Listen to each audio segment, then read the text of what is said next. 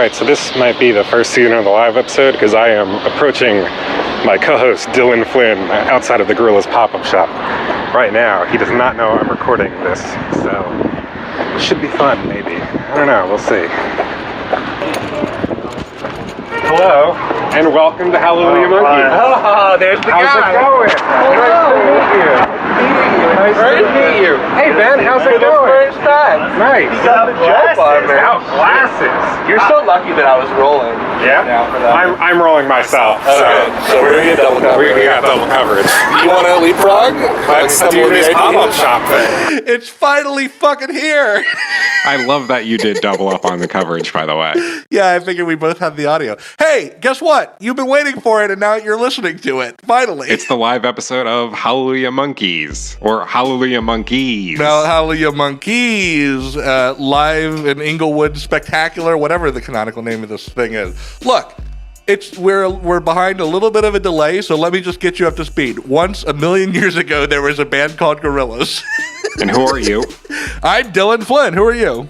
I'm Trevor Ickrath. What we're going to do today, Trevor, is go back in time to the beginning of October when you and me went to go see the band Gorillaz at the Forum in Inglewood. Is that a spoiler that we did get to see them? I don't think so. I think that's, I think the way, you can talk about how Darth Vader is Luke's father, I think you can talk about how we saw Gorillaz. It's a foregone conclusion. That's true.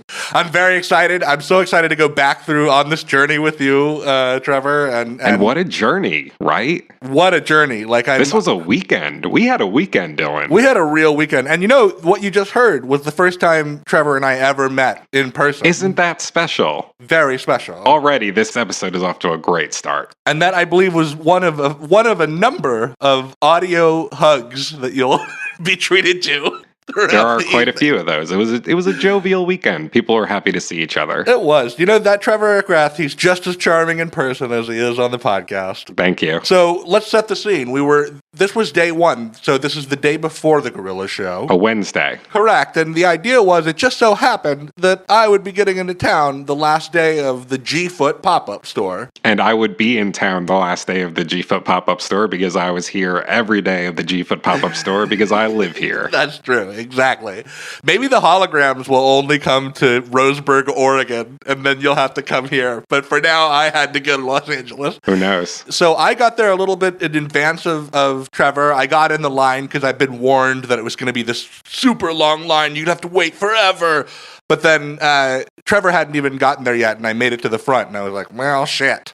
But then the guy at the front of the line, the bouncer guy, was super cool about it, and he was like, hey, look, when your friend gets here, just come up to the front of the line again, and then I'll let you guys in. You don't have to wait. You get special treatment when you host a Gorillaz podcast that nobody knows about. It's true. I didn't even have my press credentials. I didn't even have them. You just heard you arriving, and then I guess it's time to go to the store, right? Right. Let's pop into the pop-up shop. We go to the front, and then the guy says, yes, you're the guy who I told to come back to the front. Okay. And then we go into the thing. You sure you're not taller than me? I think you're taller than me. I don't know. I haven't been measured in a while. Okay, well, we're not quite in yet, but let's actually go inside of the store now. Let's get in there. Oh, through the threshold we go, into the G-Foot store. That's in the Event Horizon. Yeah. Okay, what do we got going on here? I'm gonna try to David Attenborough this as best I can. I see. We got that guy. We got Russell doing the Black Power salute. We got this guy over here. There's Murdoch with the cigarette. Freak City is part of the regular. Oh yeah. There's a dog here. Hi, dog. Oh, it's much less mysterious in this part of the record. The socks, that's what I wanted. The socks were what I wanted. Very Rock the House. I like it. Very Rock the House. Or what is it, Mr. Freedom? That was terrible. I did a really bad job explaining that. I can't remember if I was going, there's that guy, because I wanted to do an ironic, like, oh, this is an audio medium thing, or if I was just being really bad at describing the pop-up shop. It felt like a bit in the moment, but I mean, like, I was earnestly trying and doing no better than your sarcastic lampooning of it. Let me try. I think I'm going to try to pull it around, and let's see if I do a better job. You're doing a terrible job. So it looks like what you might imagine a Gorillaz pop-up store looks like. like. Right. There's a graffiti motif. I haven't seen the familiar font though, which is good. There's a Demon Days Live in Manchester poster. I like that. That's cool. Plastic Beach poster. Singles collection poster. That's a little kind of weird. I feel like we've never even mentioned the singles collection. Well, we're going to review it on our 10. We're going to do it on the We Are 10 one. We never have mentioned it, though, have we? We've never mentioned weird it. little chapter of I their know. releases. Very strange. I think you own it on vinyl. I do own it on vinyl. My dad gave it to me for my birthday. That's amazing. Yep. What a great thing to own. Why did they press it? But hey, I'm all for it. I think I did that time at least specifically mention things that weren't in the room with us. Yeah. Man, that singles compilation now. It was a weird thing. It was a weird moment in time. All right, let's check out. Like we said in the clip, so I think you got socks and buttons, right? Right, and you got, I think, socks and buttons. Yeah, unfortunately. I wasn't very original. I think I'm going to be Mr. Copycat here. I'm also going to get socks and some buttons. Buttons are cool. They're cool buttons. Buttons, right? Thank you. Don't be a fool and leave buttons on a shirt when you put it in the washing machine. It's not a good move. Bad move. Sorry that I recorded you without your express permission. Oh, okay. I wouldn't even have mentioned it. Quality control purposes. Feel weird. Sure. Not. He just records literally everything he does. It's Yeah, I'm like the lead in a quirky indie movie, except fatter. What does that make me in the quirky indie comedy? I don't know. Like, I guess, are you like the friend who takes me up to a certain point, but then I need to grow beyond you and leave you behind? Is that what that is? I hope not for the sake of the podcast. I guess so, right? Maybe the thing is I was your imaginary friend the entire time. Everything was a buzz because out front was like the real attraction to this G-Foot pop-up store, at least in my opinion. Right. What did we find parked outside the pop-up shop on Daly Street? It was the Stylo car, and everybody was couldn't stop talking about it. So let's check in with us, and our friend Ben, I think, is in this clip too. Is that right? Right. Ben's a great kid. He lives out in San Diego, I think, and I've been to a couple shows with him now. He's like the best person I know at meeting like bands and artists after shows and stuff like that. Like I think he even he was at a Neutral Milk Hotel show and he like managed to get Jeff Mangum afterwards, which is crazy because that guy's like a recluse. He's the Bigfoot of musicians. Yeah, so. yeah. But Ben's got a picture with him. Pretty amazing. So yeah, you might hear a little bit of Ben. We're going to talk about the Stylo car and et cetera, et cetera. Oh my gosh, the Stylo car. The Yeah. Stylo car. There it is. God. Yeah, Really this here. is the guy who owns the car actually. If you want. Very cool. What's that? He was the one who actually bought it and then Wow. refurbished it again to fix it back as well too. No kidding. Yeah. Hey, listen. So I made him put it back like this. We're a couple of adult men who make a podcast about Gorillaz. How would you feel about us getting a turn in that for a picture? Yeah, you want to take a ride in it? I don't need to take. I'm happy to if you're offering. I would like to take a ride in it. I can take you for a ride around the block. Yeah. Yeah. Absolutely. Do you want to be on our podcast? Let them be on. Let the girls. I don't need to be in it. The girls can be in it. There's no photographs. Oh, okay. You can make up a name.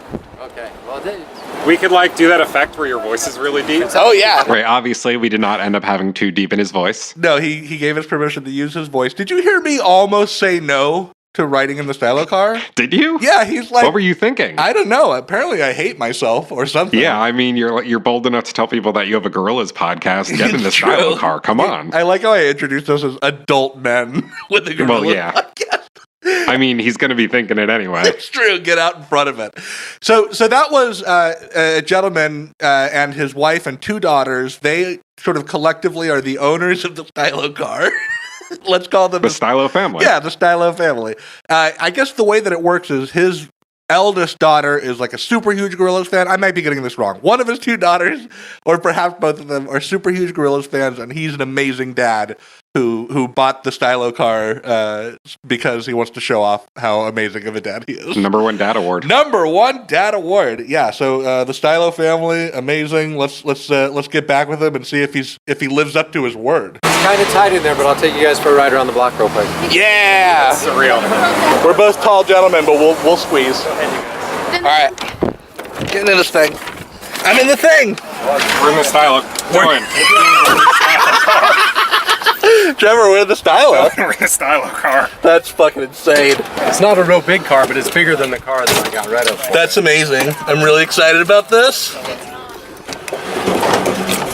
Should I even bother?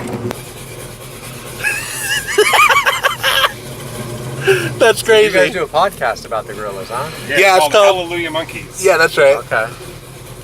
It's very contextually successful. Yeah, that's a good way to describe it. The kind of people who would be into a Gorillaz podcast probably listen to it. This is so cool. Did you coordinate with the pop-up event to be here? Yes. Yeah. That's When so they cool. found out that I had the car, they asked me to bring it out. That's so cool. I'm not sure if they're going to ask me to do something for the concert tomorrow, but we'll see. You'll see. Yeah. Listen to this thing purring right now too. It's really crazy. This is awesome. Yeah, it's a healthy car. So gorgeous. How often do you think that you actually fire this thing up? A couple times a month. Right. We're driving around LA in the Stylo car. Have you ever regretted this purchase for No. 1 second in your life? Never. What about when your daughter's really acting up? No. Still, you're like, whatever, it's mine then. Yeah, exactly. Yeah.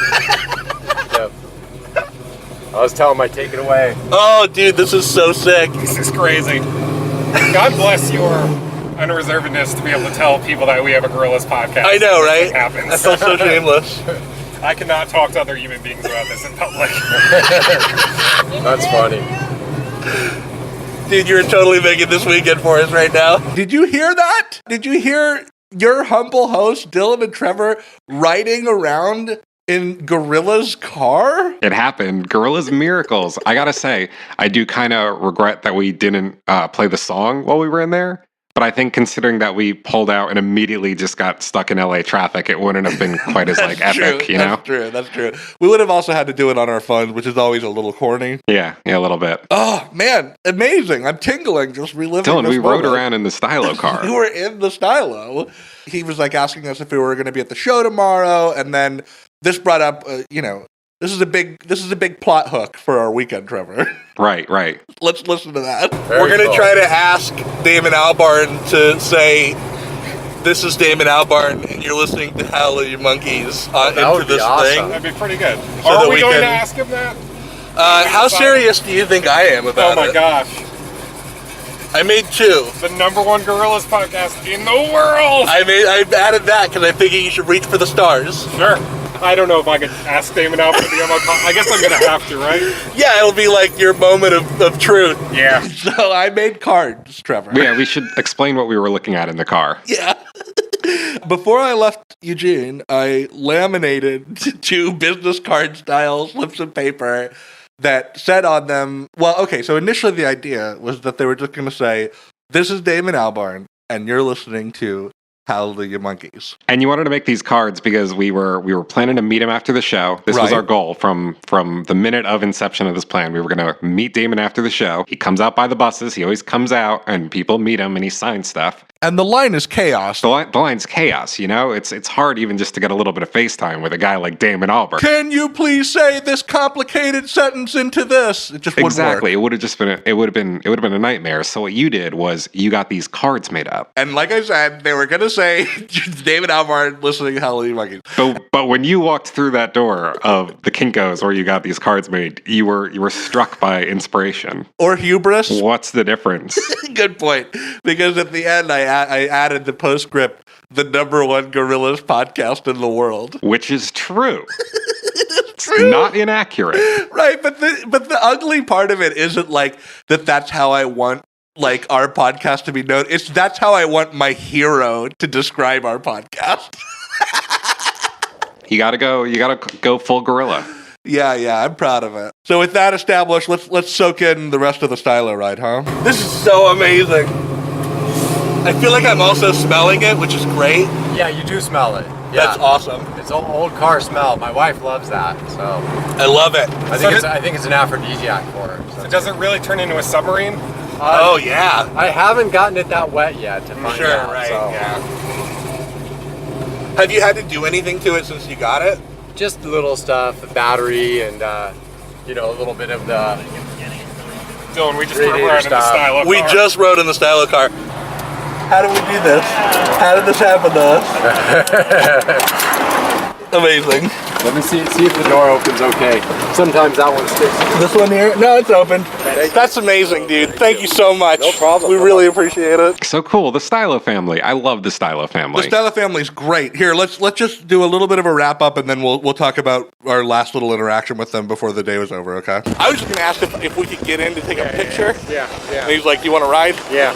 Nuts. Incredible.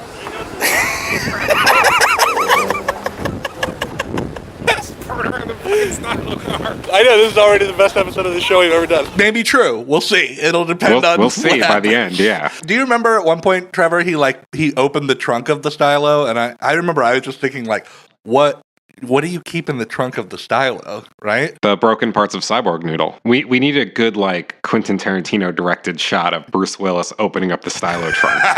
Good point. He loves those. Good point. But then what he did bring out was like this big poster board. You remember? It was like it was done up like a science fair project. It said like the story of the Stylo on it, and it had all these pictures and like. I think I also put a project like that together when I was in college. You made it on a poster board with little cutouts? Yeah. This is my favorite band. This has nothing to do with differential calculus. Please see me after class. Anyway, what we learned was apparently in between the Stylo music video and then the Stylo car belonging to the Stylo family, it had a second life when it was painted green and used for a Viagra commercial, which I quite enjoy. Which is great, and I'm so sorry Cass never found a way to integrate that into the lore of Phase 3. For sure. That's totally something he would have ripped right out of reality. Speaking of cars, whether or not we would get Damon Albarn to say the name of our podcast wasn't the only kind of running saga that we had to follow that weekend. High drama, because apparently like that day, people with tickets purchased got an email from the venue that said that you would get free parking if you were one of the first 25 Toyotas to arrive at the Forum. You know, parking at a concert venue is always a nightmare. It always costs a lot. It's true. 25 free slots. That's like Hunger Games scenario. It's a weirdly specific, ruthless promotion. So let's listen in on that. Maybe I can be one of the first 25 Toyotas to show up. Well, no, it's at 3 o'clock. It starts at 3 o'clock. So. Do you have a Toyota? I do. Me too. You guys are. We could show up at 3 and see if we're one of the first 25. I mean, That's it would be good for the app. It would be good for the app. Good for the app. But it's also the dumbest promotion I've ever heard in my life. Dude, I saw that and I'm like, wait a minute. If it was only 25, like, why the hell are you guys promoting it? It's like, very dumb. At least give me 100. Like 100. Or raffle me in for a door prize, but like free parking. I know, door prize would be It's great. the dumbest thing I've ever heard. I know, yeah, like, what if you like raffled off for like VIP or something like that? Right. Come on. Like, We're naysaying a little bit there, but I guarantee you that the ending of this plot arc will shock you. Remember, miracles happen when it comes to Gorillaz. Next, we ran into some listeners and friends from the Gorillaz fan community. Renee! Renee's here! Oh my gosh! Bring it in! Hi! I'm real. The British sushi is Welcome. here. How's it going? Good, how are you? Dylan, Trev, Dylan, John, right? Hess is here in a great shirt. How's it going, dude? Ryan! Come here, you. There's my guy. He's here. So heartwarming. I love it. Now you know, like every year I do this is why. Is Renee the most traveled Gorillaz fan that we know? Definitely. So yeah, we got who do we got? We got Renee, Renee's there. who's from Australia and travels all over the world to see this band. She's an inspiration. She listens to the show a ton, and that always fills me with joy. Yeah, how does this go again? Renee had just landed in LA from Chicago, and right before she was in Chicago, she was in LA. That's right. It was a weird kind of little odyssey she took. She made a Chicago sandwich out of LA bread. Yeah. So we had her. We had Ryan Hughes, who goes by Eusta, or as you may be incorrectly pronouncing it, Euhesta. He listens to the show. I've known him for years because of the Gorillaz fan community. Oh, we love Ryan. If you want to get to know Ryan, you can just go on the Discord. He's usually there. Spoiler alert. Every listener we met up with on this weekend was lovely and great and fun to hang out with. You know what we cut a lot of to make this episode, Trevor? A lot of dudes sort of jerking off about music nerd stuff. There's a whole endless reel of tape of just you and me and various Gorillaz fans, like, backdoor music journalisting throughout this weekend. But yeah, but it's better that we don't include that stuff, right? well, I figured why not include just a tiny little taste, just so you can hear what it's like, the off-mic Hallelujah Monkeyz experience. You should have just said right and played it. Oh, that's a good point, but it's too late. I didn't do that. I got really into 1989 around that time, though, and I still fucking love that record. 1989 is great. One of the best synth pop albums really of all good. time. Where are you right now? Are you Just I can say that unironically, probably my favorite synth pop album of the last You know what's really 15 cool years. is that like Blank Spaces is now her most streamed song of all time, and it's like a really intelligent pop song. Yeah, totally. It's like a kind of a perfect version of like, because that's the problem. Taylor Swift is just increasingly disappearing up her own ass. Like every song has to somehow be about her brand. That song is about her brand, but like in a really intelligent way. Yeah, it's fun. You know? Yeah. But then she decided, oh, this needs to be my entire That's my whole thing. Right. People love this, I'm gonna do it. Well, even Shake It Off is like a few inches too far. That one kind of sucks. And I gotta say. I think it's I take it off my hooky. copy. It's hooky. This sick beat. It's better than the real It's better Taylor, than- the old Taylor can't yeah. come to the phone right now. Yeah. Oh, God. Yeah. I feel like that's a little tribute to Gwen, kind of. One of the very active members of our listener community is a big Taylor Swift fan, so she couldn't be there for the weekend. That's kind of like her being there in spirit in a way. One more really incredible thing happened day one, and I do have audio of it, but unfortunately, it's not really any good. Yeah, it wasn't good enough to put in the show, but this is still a cool thing that happened, so let's definitely talk about it. We ran into a very special person in the Gorillaz pop-up shop. Remy Kabaka, Russell himself. Amazing. Yeah, he was like in there, so we went back into the shop, and like I was holding my tape recorder, and immediately one of his buddies like spotted it and was going like, "Hey, what's that? What's that?" And I was like, "Oh, sorry, I'm making a podcast about Gorillaz. It's called Hallelujah Monkeyz." And then Remy, without missing a beat, said, "Then where's my Hallelujah money?" Great. And a voice that is so much higher and more gentle than I could have ever imagined. Yeah, he sounds like a very like kind, sweet, proper British man. Yeah, like he could almost work in a library. For sure. He must tap into some deep well of something to give that Russell voice. But anyway, he was super nice, super cool. Hopefully we'll be able to catch up with him again at some point. He did Yeah, we talked to his publicist, and hopefully we're setting something up. That'll be cool. Yeah, hopefully. Fingers crossed. He seems like he'd be amazing to talk to, so. Remy, come be on the show. Come be on the show, Remy. But yeah, that was pretty much our experience at the Gorillaz pop-up shop. After that, we kind of said our goodnights and headed our own separate ways. The next day, we reconvened at Amoeba Records in Hollywood. On the Sunset Strip in beautiful Los Angeles, California. Where so many dreams have come true. Yeah, and where so many cars have moved very, very slowly to their destinations. Right. Yeah, we decided to meet up at Amoeba on the day of the show because we're friends and we wanted to spend more time together. But Yeah. But also because you wanted me to meet someone very special that day. Yeah, I wanted one of my friends to meet my other friend who was coming to the show with us. He kind of ended up being the third Hallelujah Monkey honorary member, if you will. Yeah, for definitely. This experience. His name is Maxton. Right. He's a good friend of mine who lives here in LA. He's a very talented musician. He makes music under the name Infinite Freefall, which is all one word. Go check that out because you should actually go check that out. He's actually really great. I directed a music video for him. You can look that up on YouTube. It's called Beautiful People. Say what? That's like that's like the Danger Doom of Hallelujah Monkeyz. Basically now, right? A featured artist and one of the hosts went off and made it, right? Yeah, but you two had never met. He was really looking forward to meeting you, so we decided to all meet up at Amoeba. Right, but then first I had to climb into your Toyota so that you could get into some real parking. So let's listen to that. Are you hunting for anything in particular today, Trevor? I'm probably not going to buy anything. I just spent $35 on Gorillaz merch. I think we both spent 30. Yeah. Unless you got Oh, I something meant to else. change into my Gorilla socks before you got here. I'll do that before the show. I would have worn them, Trevor, but I unfortunately... You do that thing where you say my name in real life, too. I do. Yeah. Unfortunately, I in my eagerness to get out the door, I made a life choice to be a person who will wear Crocs all weekend. Oh my gosh, why? I know. I didn't realize why. Because I was just going to wear them for the drive down for comfort. Okay. And bring my nice boots. Okay. But the second part of that sentence never happened. Okay. So I became a person who wears Crocs all weekend. I don't know anyone who owns a pair. I do. Except for you. You know me. I feel like they're like as under the radar as a pair can be, really. These Crocs that I'm wearing. I like the slight gap in time in the middle of that clip where like we've moved on to some other topic, but I'm still feeling haunted by the fact that I'm wearing these Crocs, and you're like, what? Oh yeah, you're wearing Crocs. Yeah, I know. So we hung out in Amoeba for a little bit. We were taking a look around at some records. We spotted Demon Days hanging up on the wall where they keep all the nice, expensive, pricey stuff.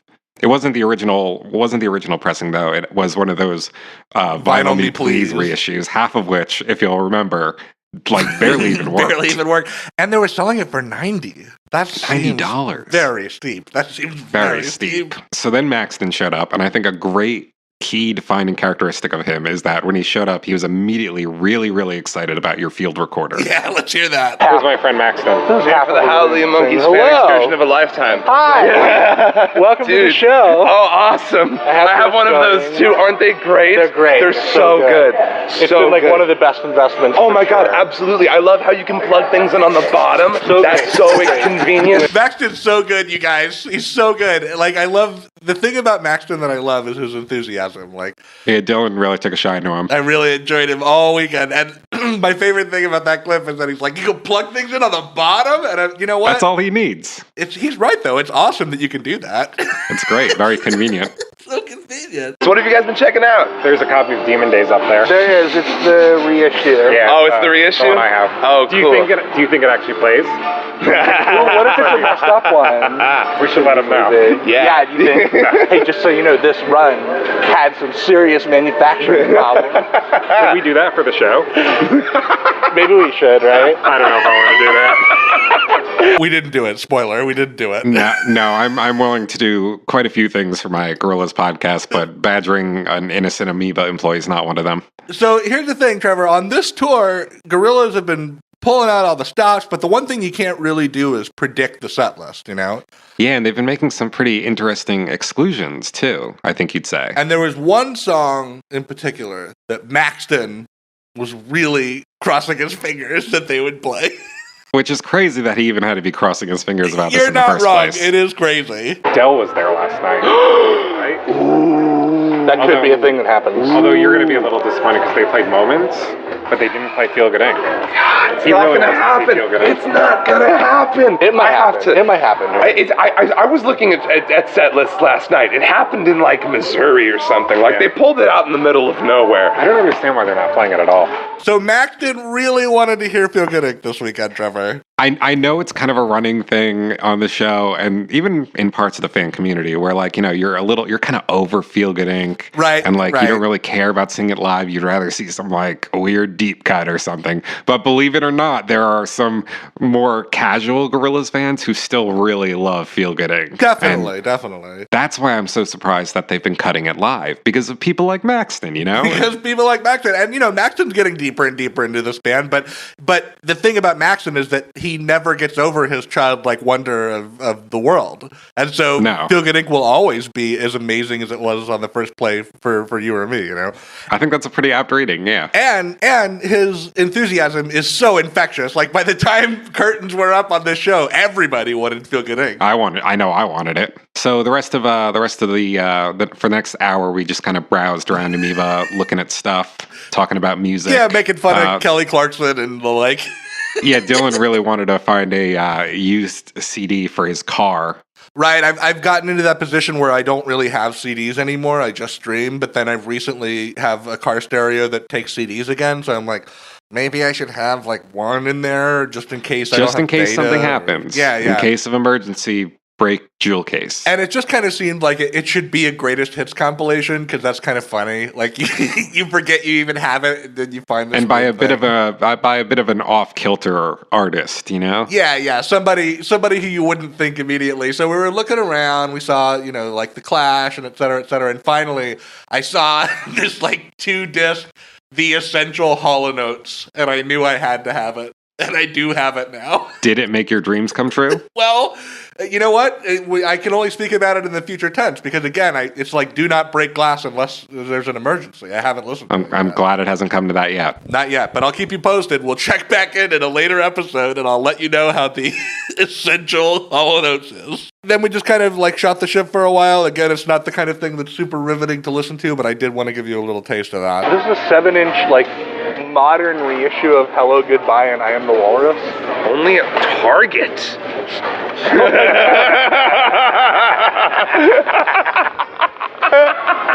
Target cornering the 7-inch reissues. Yeah, right. So anyway, that's pretty much it for Amoeba. Yeah, after that, we all decided to head over to the show in separate cars. Dillon, you got there a little bit ahead of us. Yes, so I pulled up into the parking lot of the Forum, and then I rolled up to the dude at the front, and then he was like looking at my car, and then I leaned out the window and I was like, "Hey, am I one of the first 25 Toyotas?" And I said it exactly like that. And then his response was, "Yes, you are." So How about that? I was handed a little ticket and guided into a special area.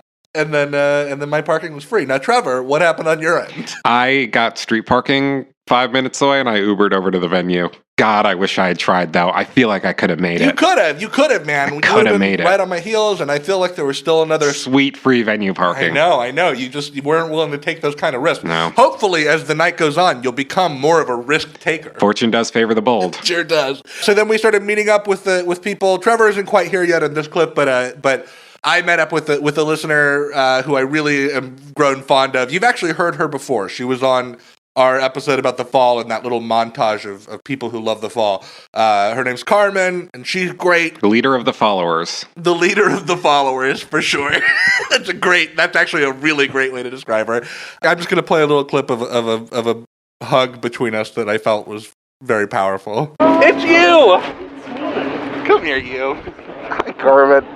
Welcome to the Forum. I'm so glad you made it. Can you feel like how all up in each other's business we were? We were just like... It was a touching, warm moment. These things happen at Gorillaz concerts. It's true. Old friends become sort of new friends again. Yeah. And then your intrepid co-host made his arrival. Let's hear that. Ladies and gentlemen, Trevor Ickrath from Howley, Monkeyz is here. Hello. This is my friend Maxton. What's going on, guys? I'm Stupar on the That's Stupar from the Discord. Yeah. There's Paul from the Discord. Hello. Nice to meet you. It's good to have you. We're all here. You're all here. You listen to the podcast, right? Gotcha. Yeah. Are you also from the Discord? Yeah, I'm Rotodisc. I post a lot of art, fan art. Oh, awesome. Yeah. Hi, welcome. Hi, thank you. Something you'll notice, Trevor, about the audio that I made at the Forum tonight is that the Forum in Inglewood is 5 feet away from LAX. Yeah. That struck me as soon as I rolled up. Don't worry. Airplanes just landed on our heads all night. But hey, you got to hear some of the amazing listeners of the show who are all, again, really sweet and great to meet. Lovely group of people. So then we, once we had reconnected with our friends, we decided to go find some strangers. We should do some man on the street stuff. Should we ask nine people? Totally what we should do. Okay. Anyone's free to come with us, but we're going to go... By we, I mean you should approach them. Yeah. I'm shameless about too. Okay, so I think the idea was we wanted to find a cosplayer, Right, and you initially wanted to find a Russell cosplayer, but it's hard to find Russell in an official Gorillaz music video, let alone at a live event. However, we were able to find a really cool Phase 3 Noodle cosplayer. Hi, you're a cool Noodle cosplayer. Hello. Hi. I'm Dillon Flynn. I'm a co-host of a podcast called Hallelujah Monkeyz about Gorillaz. Oh, I messaged you on Reddit. That's crazy. Hello. It was me. Hi. We've been looking for a person on the street who's a cosplayer to talk to them about cosplay. Sure. And this is like very elaborate, and clearly like a lot of love has gone into this. Yes. So much, yeah. This is real Noodle from Phase 3. It's an audio medium, so we have to explain what we're seeing right now. Yeah. You got the mask, perfect. I think what is it, sculpted? It's do you want me to be specific on what Yeah, it is? yeah. Totally. It's a cereal box. Oh, nice. What kind of cereal? I believe it was Golden Grams. Okay, good choice. Awesome. I mean, it's okay. Yeah. I think they have a Super Mario Galaxy thing going on right now. Wow, that looks so good. The paint looks great. Yeah. That's really good. Yeah, And, you know, got the kind of nurse's outfit. I don't know exactly what you call that thing. I don't and know. the leggings, like everything's perfect. Thank you. Right? Canon. Best Phase 3 Noodle cosplay I've seen, I think, ever. Probably. Yeah, it's up there. I saw a cyborg Noodle yesterday at G-Foot. Not as good. I don't know why Teen Not as Titans good. and Gorillaz cross So is Noodle your favorite gorilla? It's a tie between her and Tootie. And you didn't want to knock her eyes out, honestly. Tootie is a very hard cosplay, very few. Really hard cosplay. So, I mean, he doesn't have anybody's proportions. Yeah, right.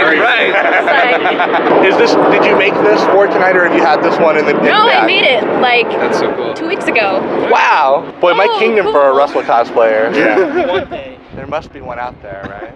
I almost came as Paula Cracker, but no, it wasn't again. Oh, man. Little Paula Cracker. If I still have a little Paula Cracker cosplay. Little Paula Cracker action going on over there at the forum. Who'd have thought in the 2017th year of our Lord that Paula Cracker would still be getting talked about at Gorillaz shows? We got to start seeing some cosplay for real. Big shout out to that was you heard Sholendor, who you can find on Instagram. We actually posted a really amazing picture of us with Sholendor on our Hallelujah Monkeyz Instagram account, so you can go see that. Very, very nice work. So after we interviewed the Noodle cosplayer, we kind of just passed the next hour or so doing, what Gorillaz fans at a Gorillaz concert are wont to do. We got there at like 3, and then doors aren't until 6, so we had a long time. We had a minute. One of the repeating conversations throughout the night was like, "What are your hopes?" So Maxton was kind of making the rounds. What were our long shots? I think mine was New Genius. I always thought that would be cool. I thought it would have been cool. Like, it's not my favorite Gorillaz song, but what if they pulled out like Soundcheck and it was like it turned out to rule. Yeah, and they like used the humans in it or something. Yeah. Right? But Carmen had like the best answer. Yeah, Maxton finally got to Carmen, and let's hear what she thought. What's your left field 1 in a million holding out hope to hear it? Oh, I know what it is right now. I can say it before you even say it. I know what it is. Say it. It's California and the Slipping the Sun. No. Oh, really? I really want them to get Dell to come out and then just punk him, turn off his mic, and play the Fi Life Cypher version. And I want Damon to just stare at him. Excellent answer. Even if they did end up doing that to Dell, maybe they could at least get him to play Rock the House. Someone who was at the Seattle show the other day told me that they talked to Dell, and they asked him, like, why aren't you guys playing Rock the House? And he's like, man, I can barely remember what that song even is. I mean, dude smokes a lot of weed. He does smoke a lot of weed. Somehow that's not surprising. Yeah. What else did we talk about while waiting to be able to get into the venue? Well, we did record a pilot episode of a new podcast. You want to hear that? You recorded a pilot episode of a new podcast. I said we, but I wasn't necessarily meaning me and you. Right. I saw this thing on the internet that basically it was a woman's breast milk, but like there was one bag that was when the baby was like healthy, and it looks like normal milk, and then there was one bag from like when the baby was like sick, and like the mom like knew, and then like made crazy. Yeah, and then You're gonna record all this in the podcast, right? Yeah. Okay. Yeah, and then it made like darker breast milk for the kid that like it has nutrients in it. That's wild. Yeah. That's really wild. Yeah. So that's definitely a good move. Babies, Well, dude. that was our weekly podcast on breast milk, milking it. Until next episode, don't get lost in breast milk. Demo. Ooh, Hallelujah Milkies. Hallelujah Milky. The creepy podcast where 2 grown men talk about human breast milk. And I'm relieved that none of them were me. Yeah. Just that. Yeah. Just that. So thankfully, then the sound check started and took us away from such topics of conversation. Right. We all kind of gathered around, huddled in a convenient spot outside the venue and listened to the band warming up from inside, kind of trying to guess what we were hearing and what it meant for the set list later that night. What's the possibility of us hearing Idaho tonight? I didn't know. Why do you think they didn't play it last night? I say we would probably like get a different news. Yeah, news. Yeah, news song. What are you hearing? 2000. They've been playing that at like every show. Yeah, but Kilo's here, so she'll probably sing. Is Kilo here? Do we know that for Kilo was here today. Kilo's here? Yeah, she is. So we're getting out of body. Yeah. Kilo's here. Feeling out of body. Oh my God. Checking it out. Kilo is here. Kilo's here. In the building. Fuck yes. We're big fans of Kilo Kush. I was so that clear? so afraid I wasn't going to hear Out of Body. Like they'd been playing it on and off for the last couple stops on the tour, and I was nervous we were going to be one of those stops that missed it. If you're new to the show, Out of Body is Trevor's favorite song on Humans. It's great. I love it. So one of the awesome listener folk who we spent a little time with this weekend was Tay. Tay had actually just seen Gorillaz 2 dates prior in Seattle. And so I was very interested to hear his opinion of what had gone down that night with Busted in Blue. So let's hear. You were at Seattle, right? Yeah. Did you see him before that somewhere? I can't remember. Nope, that was my first time. Seattle seemed like it was a really special date. It was. It was like it was pretty dazzling. It was packed. The Busted in Blue pictures are incredible of the whole crowd with their. It was so cool cell phone because lights on. yeah, the thing is, it lit up the whole place just with cell phone lights. That's so cool. Yeah, it was so cool. So yeah, this is like the new thing now. This is like Rocky Horror Picture Show style. A little bit. Yeah, when Busted in Blue plays, the venue gets really dark and everybody takes their phones out and turns the camera on, or they hold up a lighter or something, and through all those combined lights, it lights the venue right up like as if it were daylight. Yeah, and I've just been looking at the pictures of them from like Instagram and stuff and thinking like, God, that looks incredible. I was so excited. I bet like, you were really psyched to participate in that since Busted in Blue is your favorite Gorillaz song. It was heavy in my mind, for sure. You know, it was heavy in Maxton's mind. Feel Good Inc.? I think I've finally come to grips with the fact that I'm not going to get a feel good tonight. We're not going to get it. You don't think you're gonna get it? I don't know. I'm not feeling it. A lot of people don't, but it's my favorite Gorillaz song because I'm a normie. I wouldn't mind it. I would love it. I wouldn't mind but they would have to do it right. Did you hear it? Like just how he's already like feeling that sorrow in his voice. It's so sad. However, waiting outside the venue, listening to the sound check, we heard an iconic bass line come from inside. And then in Houston, I started getting shit for it. Is it? Yes! Yeah, it is. Yeah! Feel Good Inc. That is Feel Good Inc. That's Feel Good Inc. Is everybody's Gorillaz dream going to come true tonight? Is it? Good question, Is it, though. Trevor? I think he jumped in the air when he realized it. As if he just like bet his bottom dollar on the Giants and they pulled out a clutch fourth quarter touchdown. That would be a good game, betting on whether they're going to play Feel Good Inc. or not. For sure. What are the Vegas odds for Feel Good Inc. tonight? So then at one point they were sound checking a bunch of stuff. They sound checked Dirty Harry. Right, and of course, if you play Dirty Harry around a group of Gorillaz fans, they're going to start discussing a question. When you saw it live, did it sound like From Harm or Among to you? Well, it was a pre-recording, right? Yeah. Oh, it was a pre-recorded? Yeah. No kids choir. And Damon doesn't sing it, does he? Although the San Fernando Youth Chorus is still a thing, and we're near San Fernando. we are near there. San Fernando Youth Chorus, come on the show. Come on the show. We for sure want to get one of those fucking kids on our show and ask them what that lyric was. Absolutely. Because that'll be the real decider. Man. Yeah. Glad I got to do it. Come be on the show during the live episode. Me too. Trevor, stroke of genius. Right, thank you. Stroke of genius. I know. We got to get one of these kids. Come on. They're not kids anymore. No. I mean, now they're adults. I mean, what are they? What do you think they're doing? Where are they now? Some of them could be our future leaders. Maybe. So Soundcheck is going pretty well. Do you want to check in with us at the forum and kind of get caught up on what we were hearing? Sure. Yeah. Let's go through the list. So, Unless you're didn't have a big ego. so far they've sound checked Out of Body twice? Out of Body twice. 192000. Andromeda. Garage Palace and Idaho, apparently. Idaho. Yeah, and now This could be a really crazy set God, list. this might be fucking awesome. This could be a really crazy set list. Already, I think this is like the longest sound check of the North American tour, maybe? I was so psyched. And that was like, they weren't even done yet. Like at that moment when we were listing everything, I think we all kind of just assumed they were done, but they were still going after that moment. And they remember? played some even cooler stuff next. Super fast. They're here. super fast. They're here. Super fast. They would not be We are sound getting checking super all fast. three if they tonight. was They would not be They might here. not be here right now, but they've got to be planning on getting Fuck. Fuck. Yo, this is gonna be amazing. Seattle, but it wasn't that though. Does that let me out? I think it could have That been. is let me out. Yeah, that's the. Why are they still sound checking shit? Maybe push us here. They say the devil's at work.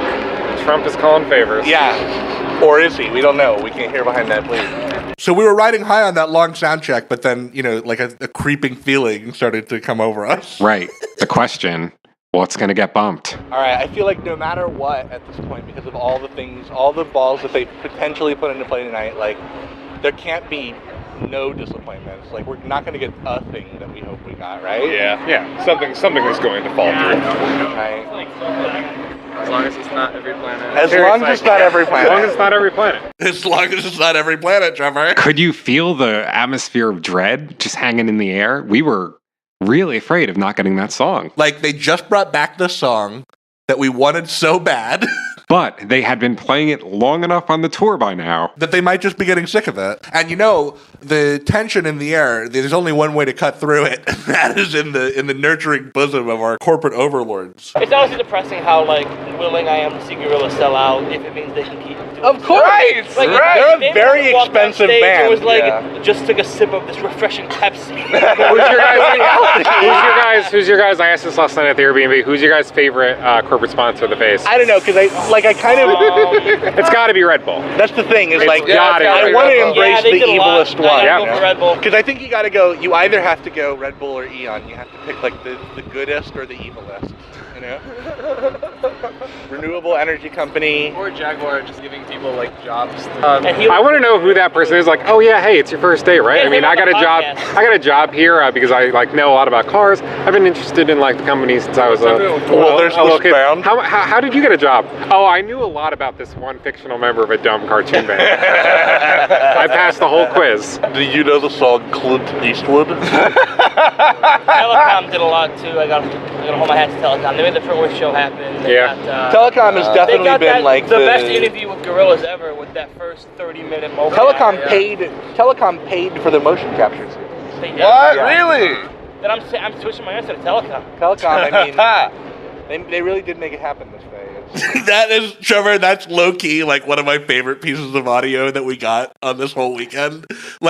I love the arc of that conversation where it starts off yeah, corporate sponsored, but then by the end of it, we're like, you guys, Telecom is really changing lives. That's capitalism.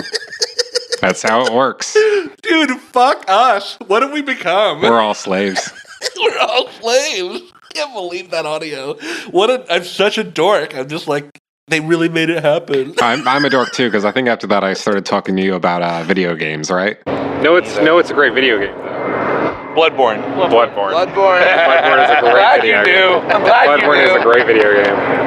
Trevor's I want to go home and play it right Trevor's now. the first new very close friend I've made since I've been in my mid-20s pretty much, I just haven't had cause to really. I made a few comedy friends in Houston who I'm still friendly with or whatever. Yeah. But the person who you talk to most days of your life, Trevor's the first one I've made in many years. Hey, same. Right? Same. I'm an important person. VIP. Yeah, that was Dylan's idea to put that clip in the show, although it does reflect very nicely on me. It's true, yeah. Trevor wasn't like, hey, use the part where you say nice things about me. Here's where we hit up a little bit of a roadblock. We were hanging out. But then it's time to go into the venue. Yeah, and one listener was like, hey, how are you going to bring that thing into the venue? That thing being your field recorder. Right. How did I not, in the months leading up to this, how did that never occur to me as a potential problem? I mean, we Trevor? both dropped the ball on that one. I mean, this isn't a Fish show. It's not a Dave Matthews Band concert. No, You it can't is just not. bring in recording equipment.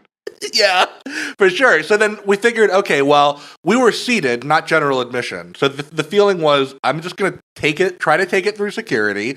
And then when they say, no, you can't bring that, I'll just walk it back to the car, I guess. And then I'll go back to our seats and whatever. We'll cry about it later. And how'd that work out? Well, let's hear what happens when I turn the recorder off after I did or didn't make it through security. So I was about to go through the line, and I asked the guy, do hearing aids set this thing off? I have hearing aids. I have one right now because I lost one while I was in a blackout state.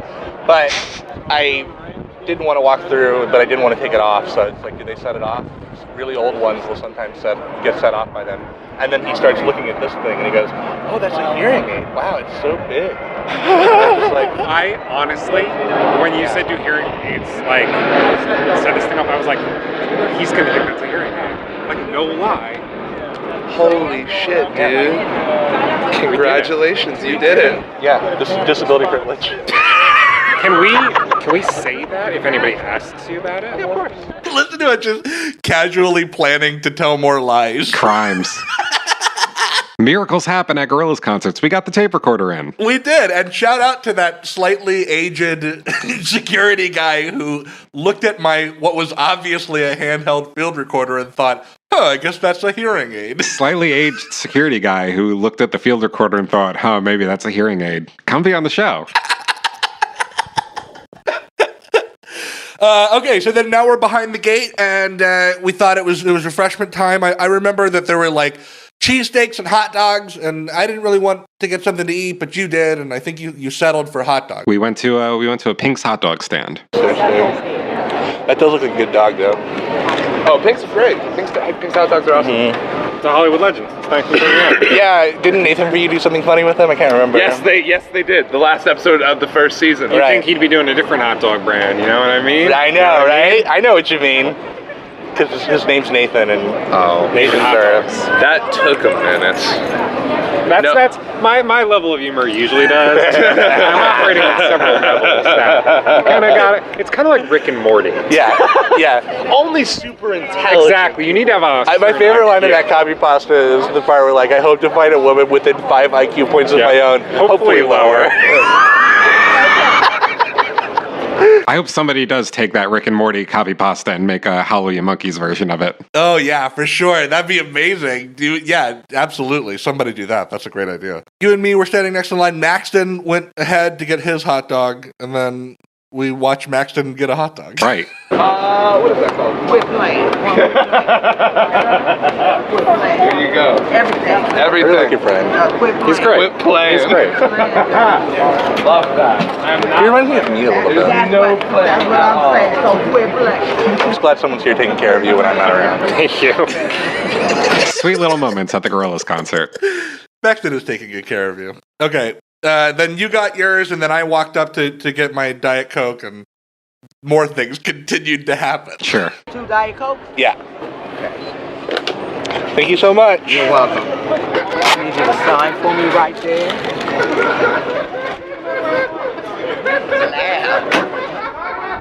I like that laugh, right? I know. Yeah. It's very distinctive. Oh, that's the signing one. Yes, baby.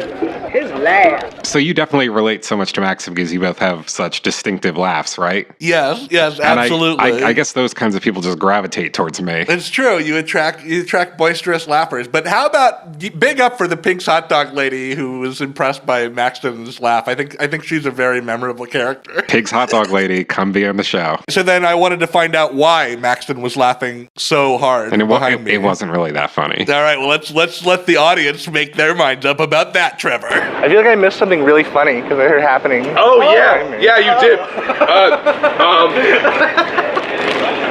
Trevor spread mustard on his hot dog with a straw, and it was the funniest thing either of us have ever seen. That's so... Trevor! It's so Trevor. Yeah. It's so Trevor. That's exactly what it is. That's wild.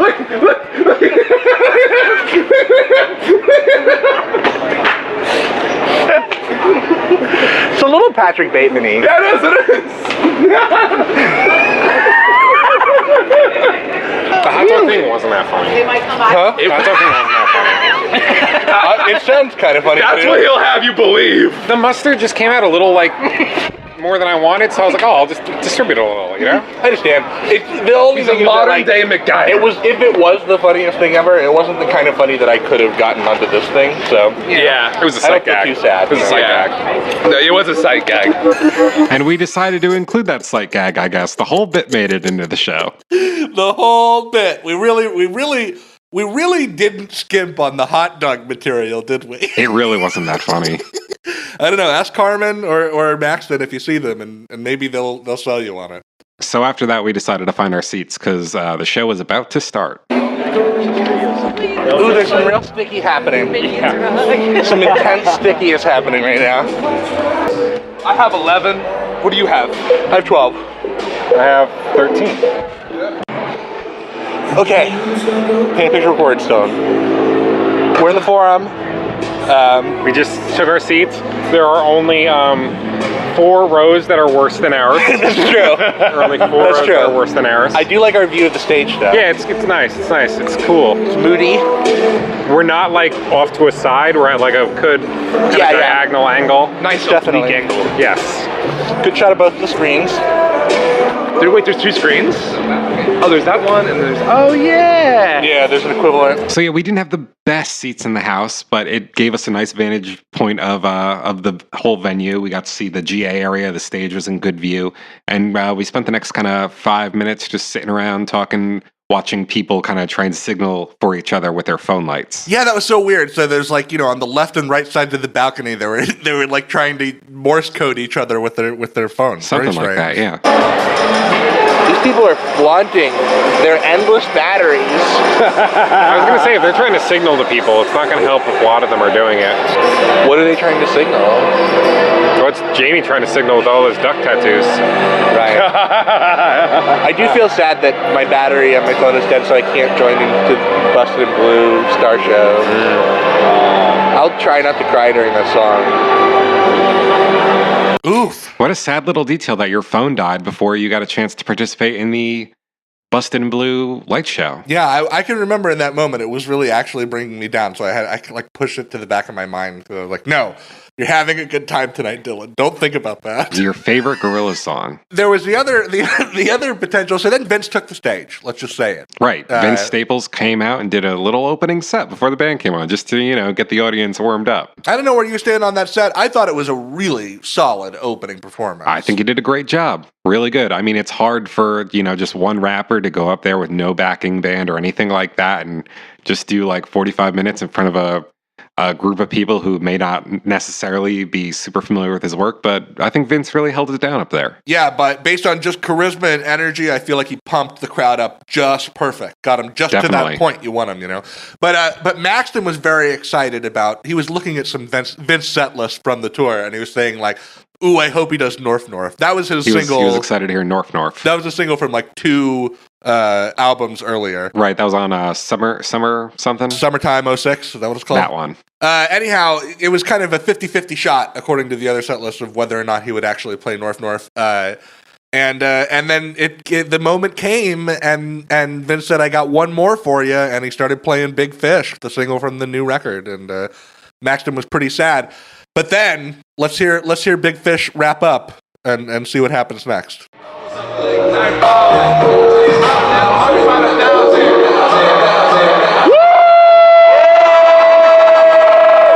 That's the best one on the album. Really. Oh, North, yeah! You knew it was going to do it. I was a little disappointed. Last song, my fucking ass, man. Please grab it straight. Woo! Maxton, I love you. Such joy of life. He's my favorite. I love him. Maxton and Trevor's solo podcast coming soon. Yeah, he actually he does have one brewing in the works at the moment. Actually, and I'm gonna be on it too. So look forward to that. But after that, we kind of just sat around waiting for Gorillaz to come on, and we decided to talk a little bit about other live acts that had been happening in the area lately. For one, Coldplay. Big venues, they keep you on a tight schedule, right? Yeah, they do. It could be 9 though. I wouldn't really be surprised though, if it's did 9. you hear about Coldplay? No, when, where? Last night, they went over their curfew. They paid a fine. For where? To who? San Francisco. What? They paid a fine. How fucking punk, right? Coldplay. Props.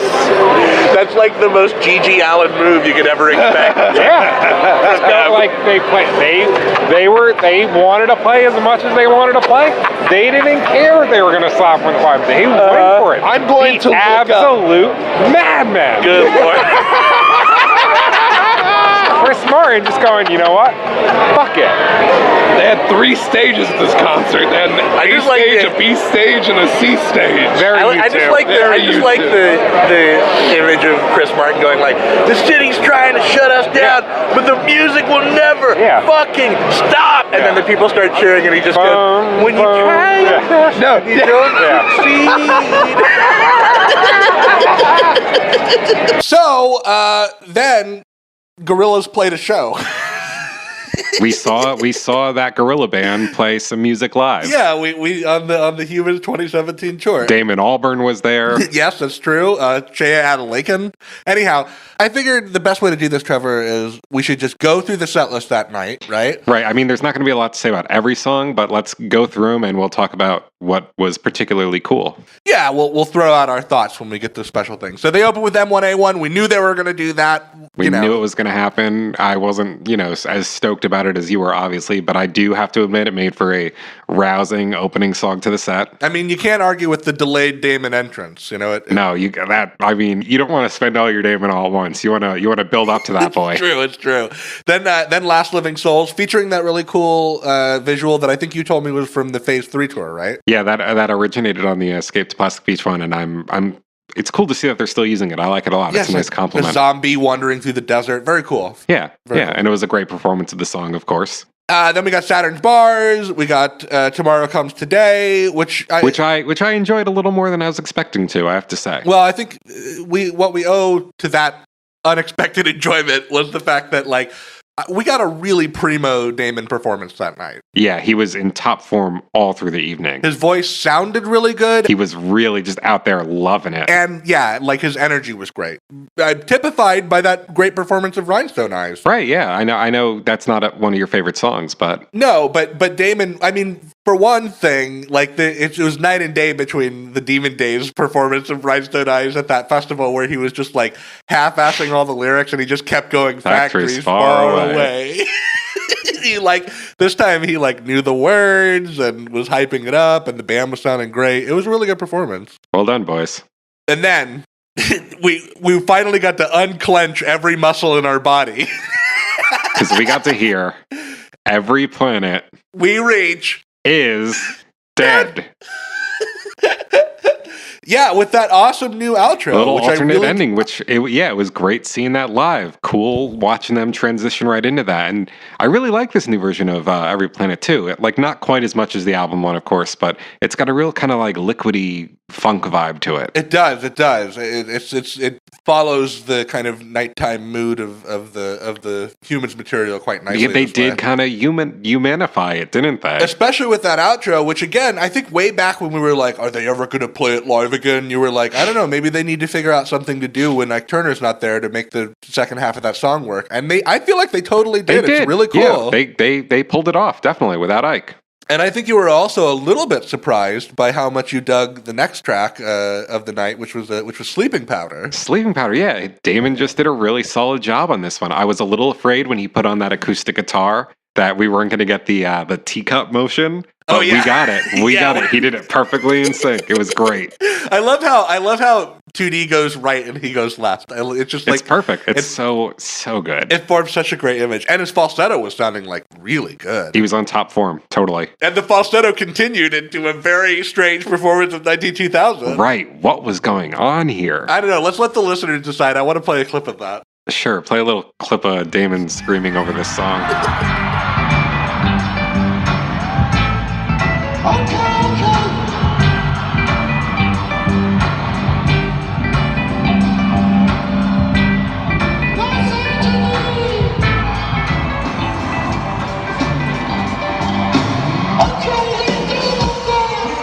I don't know, guys. I don't know what that man was up to, but it was very fun. It was very fun. He was loving it. He was having a great time. It's so great to see Damon enjoying Gorillaz, Yeah, I think we kind of expected to see Kilo on this song because we knew she was in the building, but I didn't even have time to be disappointed that she wasn't there because... Absolutely not, no. Damon was putting on quite a show. So then we got into a little melancholy stretch of the set list, kicked off appropriately by On Melancholy Hill. You could feel that cheer. That was a big cheer when they started that song. It was great. It's great that it's part of a live set.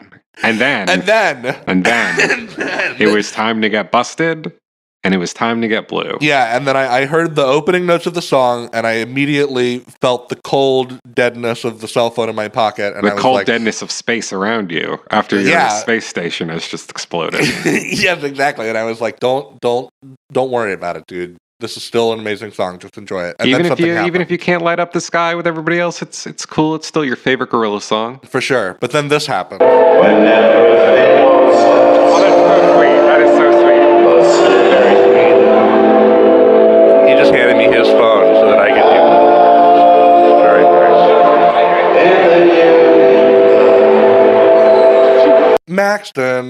Maxton handed you his phone so you could join in on the Busted in Blue light show.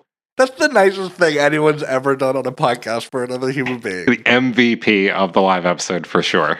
Oh, that was such a beautiful performance of that song too, Trevor. It was really great. So good. It was so good, and it's dazzling. I think I sent you some pictures from it afterwards, and just Damon lit up in all that light. Like, wow, it's dazzling. Wow, it's dazzling. I love that song. I loved the performance of that song. I love that it's turned into this planetarium-like spectacle. I was weeping in the venue. As soon as the song was over, I reached over. I gave you a big, tight hug. I wanted to hug Maxton, but there was no physically comfortable way to do that. I'm sure he felt it anyway. Nice, sweet moments at the Gorillaz concert, you know? Maxton, beautiful guy. That was such a sweet moment. I'm so touched by it.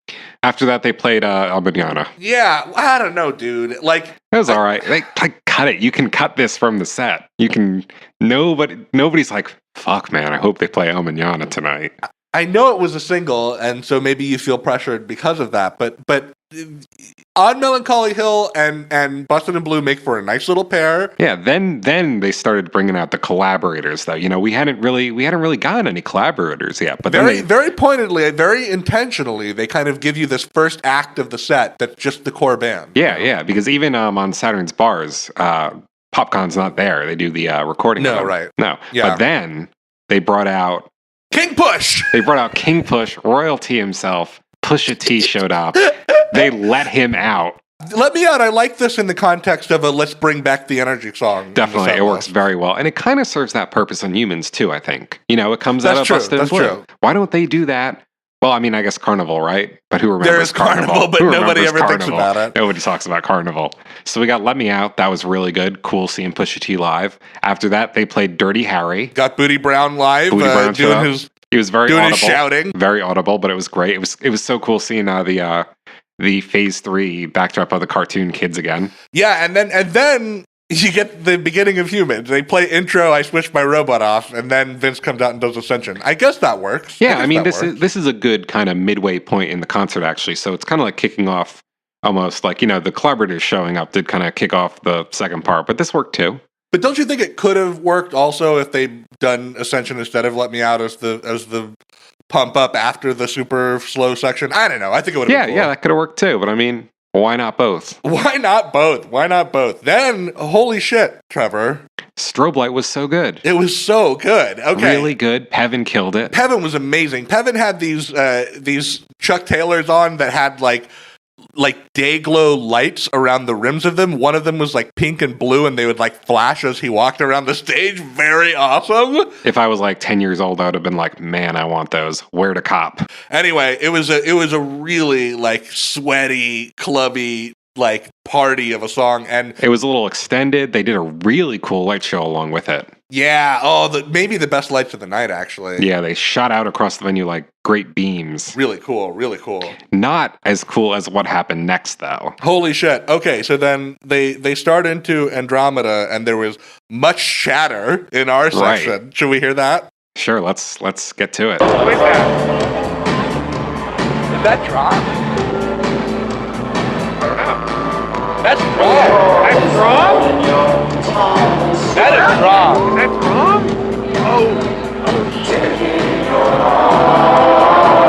Dylan, was that drum? That was drum. Drum was in the building. Drum was in the building. He showed up and he sang Andromeda. He sang his little drum special part. They perfectly segued it into like the last third of the song. It was really good. They really pulled this one off. They played what drum special should have been. Yeah, this in many ways was like almost the definitive version of Andromeda.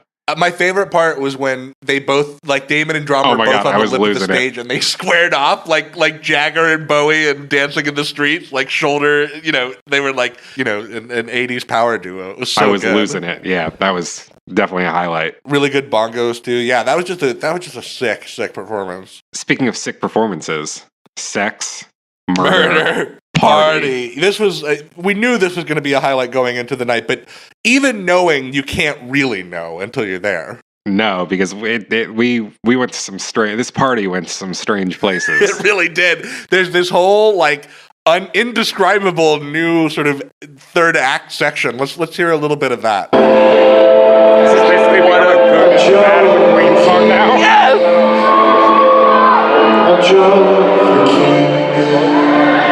Fascinating.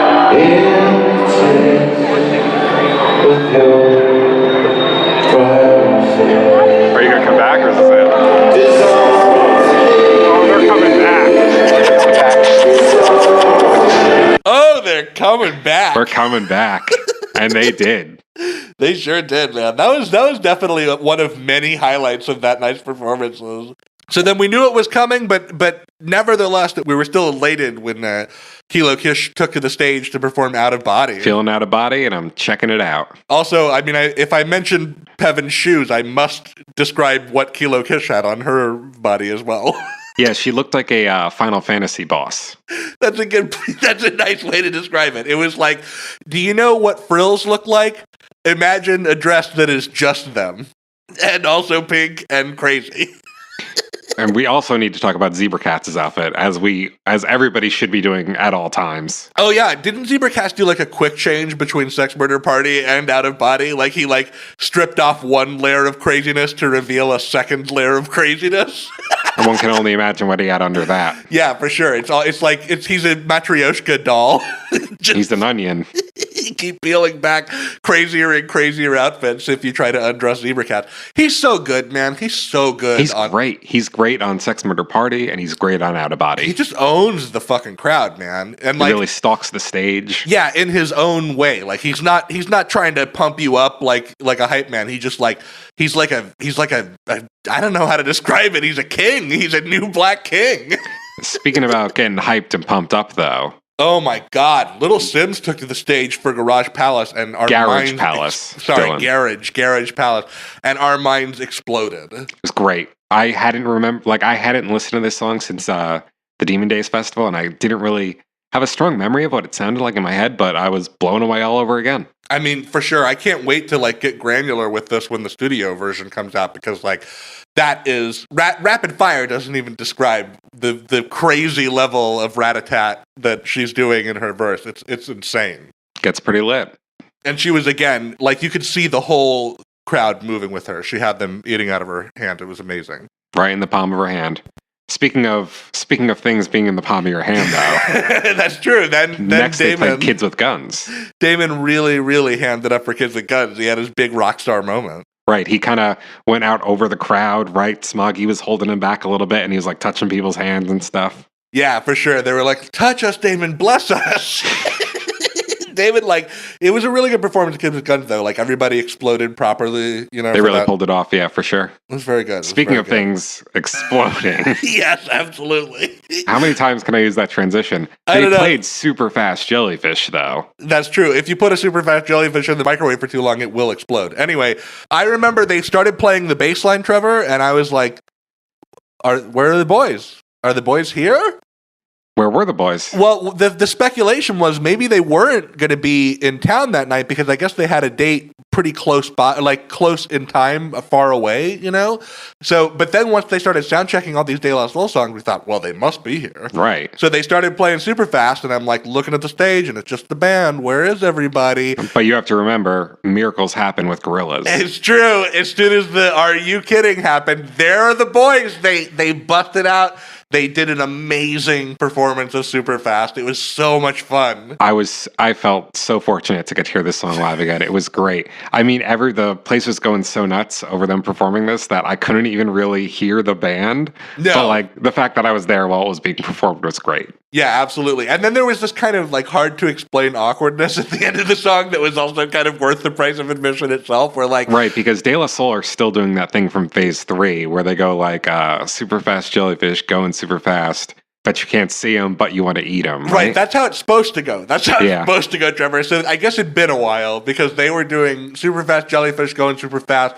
Bet you want to see them. Bet you want to eat them. So that's a little different, right? Sure. We can't all be Gorillaz podcast hosts with an encyclopedic knowledge of everything that this band has ever done. No, but then somewhat inexplicably, for some reason, they decided they wanted to turn this into a call and response. So they would do Super Fast Jellyfish going super fast, and then they would hold the mic out to the very confused crowd who doesn't know this from the studio version. Right. Maybe not the best move. You got to admire their confidence, though. Yeah, for sure. They eventually, I think we settled into just also saying Super Fast Jellyfish going super fast back to them. And it worked. It worked. Yeah, and after that blissful moment of euphoria, they ended the show on a high note with We Got the Power. Yeah, we got the power. So the little asterisk here, I don't think we've talked about this on the show before, Trevor, but I guess Damon's bell broke. Which is very unfortunate. I know. From what I understand, the price of that bell was EMI not being a record label anymore. So it's a little bit, I suppose it's fitting. And the price of the bell breaking was us not getting to see Sam Eglinton on stage ringing that bad boy. Yeah, that was always the real highlight of that whole song live for me, was watching him. Yeah. They did a good job though that night. I mean, Jenny Beth jumped into the crowd and was crowd surfing. That was very inspiring. Yeah, Jenny lifts it. Jenny really makes it work as a set closer, I think. Definitely. With her prowling and rock star moves and whatnot. Brings it to life. And then the set finished, Trevor. Then the set proper finished, and people started cheering. And those boys, the stage went dark, and they got out of there. They left. Yeah, they left, and we were kind of just left there sitting with. We didn't know what to do. Are they going to come back, or is that it? Is the show over? But no, they came back. Was this Trevor's first concert? That would have been amazing if in the moment you'd had the presence of mind to do the bit of like, well, I guess it's over, guys, and like stand up and start leaving. What? We need to talk about encores on the show, like the concept of encores on the show some of these days, because like it required, like there's almost a kind of suspension of disbelief going on there. You know what I mean? It is weird. It'd almost be like if you went to McDonald's and they're like, do you want your French fries? Yeah. Well, you might be out. Well, I'm not going to give them to you. Let me go see if they're already left. It is weird. But no, we got the French fries, and they were maybe you'd say they were fine Idaho spuds. That's amazing. Because they came out and they played that new song that everybody wants to hear. Idaho. Yeah, they played it, and I think that our feelings on it were that it was fine. It was okay. Yeah, it was like a Blur self-titled B-side genre experiment where like Damon or Graham would be like, "Hey, why don't we make like kind of like a country song about Idaho?" And they've been like, "All right, sure." I still do like the fact that he explicitly says Bruce Willis's name in the lyrics. That's great. That's a good addition to the Gorillaz canon. Like, that's absolutely. Fun. Yeah, I do like that. But then some really weird stuff happened when they went to go play Stylo. Okay, so Damon starts in on this little speech. I'm not even. There's no way to set this clip up, so I just got to play it for you. But I'll just say that a man came onto the stage as Damon was talking, and he had a mask on and like a suit, like a plague mask, like like one of those. It had a big beak and goggles. Like a hook that goes down from his face. And then, he was draped in this kind of mossy kind of... we thought it was the boogeyman at first. That was like our initial reaction, like, the boogeyman is here from Plastic Beach. All right, let's hear that moment happen in real time. I want to introduce someone now. He's a really wonderful and magical person. His name is Arthur, and he was very close to Bobby Womack. And travelled around the world with us last time. Arthur? What? Who is this? What is this?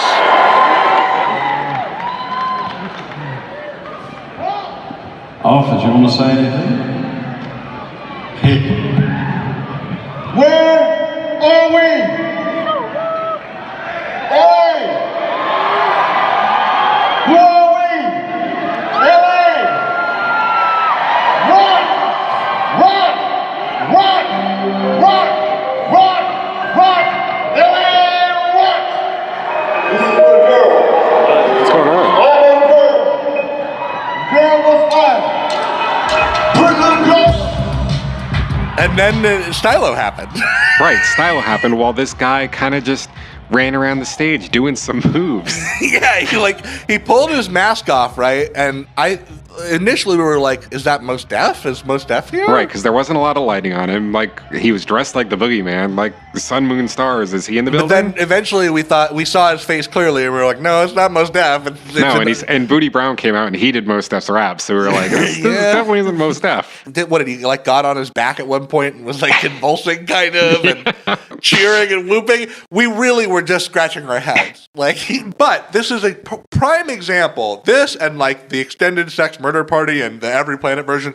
These are all great reasons why they need to just release like a commercial soundboard Best of Humans 2017 tour release, so that like, or else I fear no one will get to experience this live only Gorillaz collaborator Arthur. Arthur, right? Arthur. Yeah.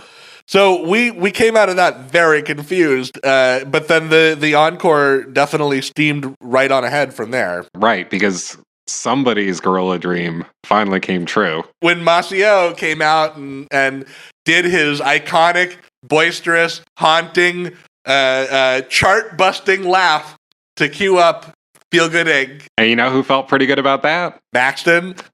I was so happy he got to see this. He jumped up and he started dancing. He was so happy. It was great. Miracles happen at Gorillaz concerts. I was happy for him. Speaking of Gorillaz miracles, though, next we got something that I never thought I'd get to experience. That's a good point. When the band launched into Clint Eastwood.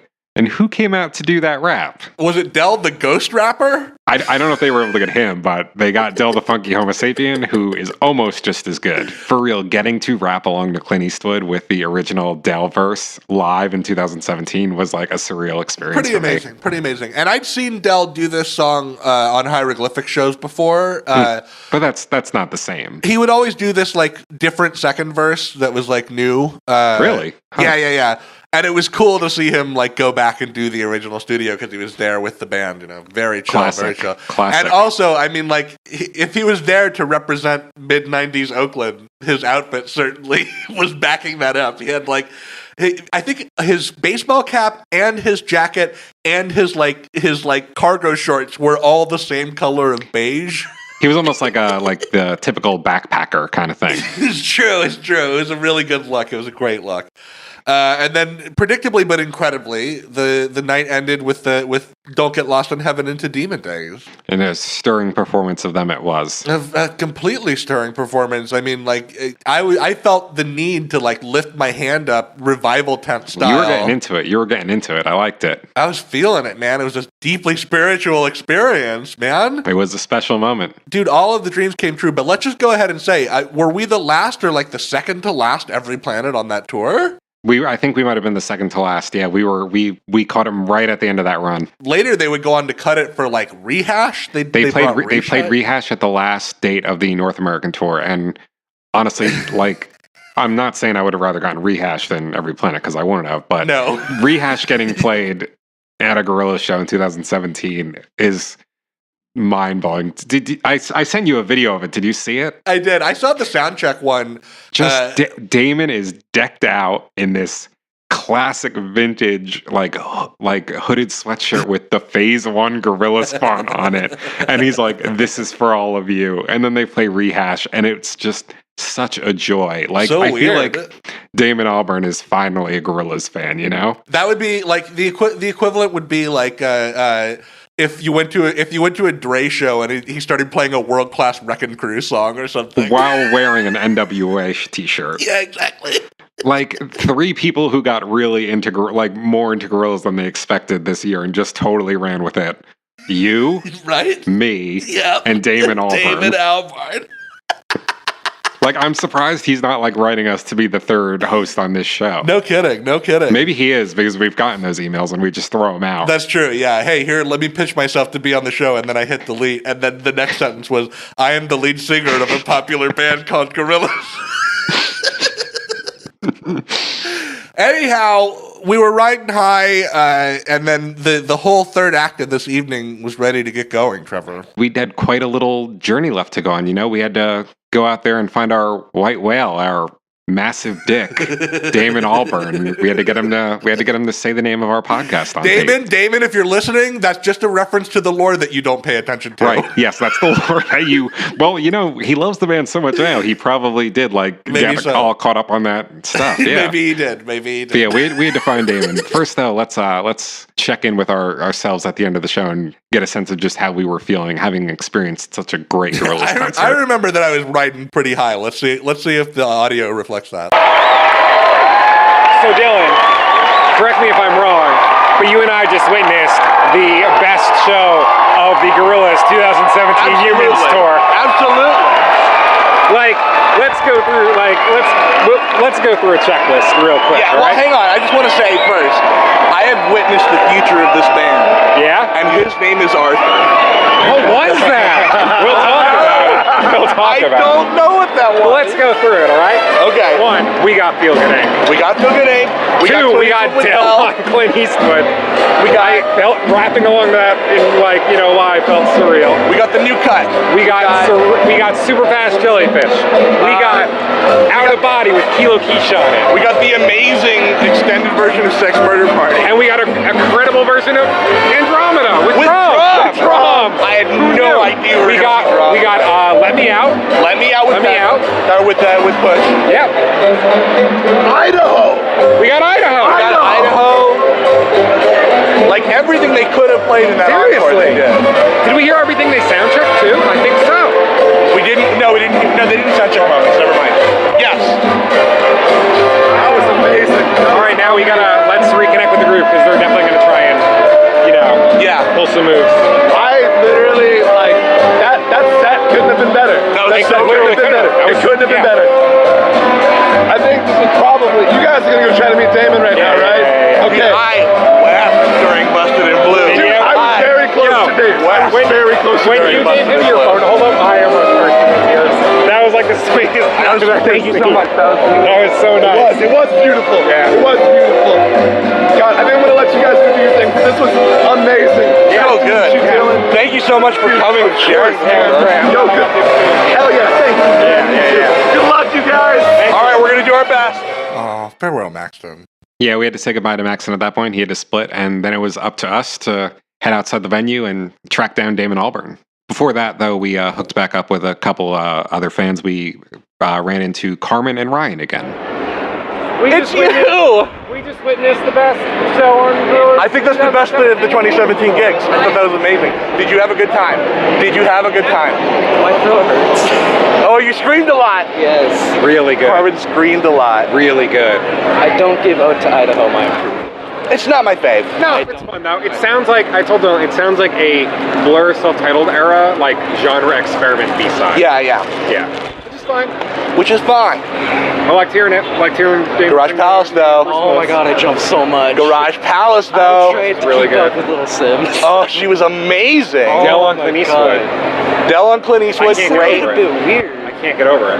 There was an old dude next to me, and he got super excited when De La Soul came out. He was all hidden. The person he's with, that's De La Soul. Yeah, that's De La Soul. That's awesome. We got Feel Good Inc. Super Fast Jellyfish and Feel Good Inc. Yep. Which is good because I mean the good thing about that is that at least they both had something to do. Yeah. You know? Yeah. No moments, but you know. No moments, but you know. I was really hoping for moments, but it was really cool for Super. I almost thought when Super Fast was over that they were going to go right into moments for a second, but it didn't happen. There's Ryan. Okay, let's do it. There's Ryan. How was that? That was really fucking good. amazing. That was the best show I've seen from them for sure. That was so good. That was awesome. Really good. They pulled out all the stops. They really did. We got Planet, we got Super Fast. We got Clint Eastwood. There was really nothing to be disappointed about today, I don't think. Yeah, I couldn't believe that one. We got Stylo featuring Arthur. Yeah. I will be asking myself and the Gorillaz fan community about Arthur for the rest of my life. That was great. Why was he there? Who was he? Why? There's a very good chance that we are among the only fans in the world to see the exclusive Gorillaz collaborator Arthur. One-time performance. Right. The new fifth gorilla for Phase 5, Arthur, who wears a plague mask and also a suit made of moss. That was great. The ongoing mystery of Arthur. Yeah, I was going from person to person asking if anybody knew more than me, and nobody did. Yeah. So after that, another member of our fan community showed up. High Saffron, whose name I also believe is Ryan, right? Yeah. I usually just call him Saf. They're kind of a big presence in the Hallelujah Monkeyz fan community. It was awesome. I knew that they were going to be there, and I wasn't sure what time, so I was like, I don't know, I don't want to miss them. So I was so happy to run into him. Let's hear that. It's me. He's literally. Don't worry, I made it. Okay. You made it. I made it. Give me this. Give me one of these, huh? Oh my sweat. I was so afraid that I wouldn't see you. Yeah. Yes. What's up, man? Trevor? You want a hug? Yes, I do. All right. You're August 13th? August 13th. I'm August 15th. Leos. I know, right? Right. Right? Stick together, you guys. Okay, I'm gonna see if I can like actually. Are you pleased? That was a religious experience for me. Incredible. I'm not exaggerating in this life. Incredible. What about Arthur? When are we going to know about Arthur? Was he wearing that Russell mask? Was that what that was? I think he was wearing a plague doctor's mask. I thought he was being like Boogeyman 2.0. We thought it was we thought it was Mos Def. Yeah, I thought it was Mos Def too. Me too, yeah. Especially like when he first took his mask off, he didn't have much stage lighting on him, so I was like, maybe? And then, but he's wearing a suit of moss. It's possible that he's just a mutual friend of Damon's and some weird dude friend of Damon and Bobby's. I like believe that. But then why the getup was so weird? Can you hear? Can you hear the frustration in my Just voice? the confusion was palpable. I wanted to know. I wanted to know why Arthur. Right, but we had more pressing issues. We had to find Damon Albarn. So That's what true, we that's decided true. to do next, we decided to make our way for the buses. Before we got there, though, we ran into some old friends. Okay, we're going to the buses. Is it this way? I don't know. Is it this way? I'm pretty sure. All right. So we're looking for a small, loud Australian girl. Yeah, where's she? Small, loud Australian. Hey, there's our guy. Hey, man, what's up? There's our guy. Hey, how are you? Good to see you. Hello, Stylo owner. I'm still not over things. Were you at the show tonight? Yeah. Did you enjoy seeing it on the big screen? Yeah. I was so bummed when they did. Pretty cool. I know. She was like, "Are they not gonna play it?" I'm like, "They're gonna play it." No, they always do it in the encore. They always. But who the heck was that dude with them, Arthur, who was like wearing a big thing of fur and he had a mask? Nobody knows who this guy was. It's a total mystery who that guy was. Really? It was pretty cool though. He was good though. Yeah, he was. Yeah, he was definitely adding something to the whole thing. Yeah, he was good. All right, well, we're gonna go try and meet some people, but thank you again, so much. No problem. Thanks for that ride yesterday. That we have not stopped talking about it Good to see since. you too. Yeah, I started listening. Bye. Nice meeting you. Bye to the luckiest two girls in the world. Thank you so Bye, much. guys. Great meeting you. Bye, Stylo family. Bye. I love the Stylo family. They're the sweetest. They are the sweetest, aren't they, Dylan? They're so sweet. And also, that's not in the clip, but in that little conversation, at one point, he was just like, "Oh, hey, your wife's pregnant, right?" And I was like, "Yeah." And then he goes, "Yeah, we went home and found your podcast and listened to it." Come on. How great is that? Oh my God. What sweethearts. The sweethearts. The people who own the Stylo car listened to our podcast. Yeah, and now they should definitely come on it. If they're still listening, you guys should totally come on the show. Yeah. So after that, we kind of continued hunting for the buses with a couple other distractions. Oh, I'm like tingling. Something in my somatic nervous system is like. Gorilla senses are tingling. Yeah. All right, so how sure? That's an amazing Murdoch. Oh my gosh. Murdoch! Hi, we're making our way to the buses. We wish we could interview you for our podcast. We love you. Is that the real Murdoch? That was the real Murdoch. I like to imagine, Trevor, that if we had gotten that interview, all I would have asked him was what was up with that guy Arthur. Yeah, probably. Where are we going? I don't know. I'm following you, which is a bad sign. I'm not a leader. This is some fucking Spinal Tap shit right now. Yeah. This is us not finding the stage. Well, we walked in this room. Is it? Did we? Yep. There's B. That's the thing? There's C. That's the thing? That's where we started. Where are we going? Corey said about the buses. Where are the buses? I don't know. The buses were way over there, guys. We passed the buses again before we got to the Stylo car. Back at it again. What's the fastest way to the Stylo or to the buses? Back around. This way? Yeah. Jesus Christ. It's all falling apart when it matters the most. I know. Oh. Is that it? Like that trailer thing? That's just a trailer. Fuck. I'm losing it. Trailer? Losing it. What's up with that trailer? Oh no. What's the story with the trailer? Is this the downer ending? It could totally be. I hope this is the downer ending. We're getting fucking phase 3'd right now. A robot's just gonna vomit up an octopus and then it'll be over. You know where the buses are? Oh my gosh. This is the downer ending of a live episode. It's happened. Fuck.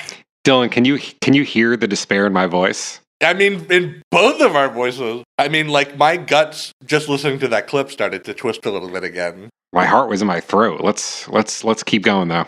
deeper into the belly of the whale. This is the downer ending of the podcast. This is happening right now. This is the climax of the third act. This is when our heroes lose all hope. This isn't how Campbellian journeys end. Hi, we were supposed to meet up with the people by the buses to get stuff signed, and we can't find the buses. Do you know where those are? Production line. So you're going this way, make a left. This way, make a left? Yeah. Thank you. Thank you. I got word from a guy from the venue. Okay. He said this way and take a left. That's a shuttle. Is that them? Is that them?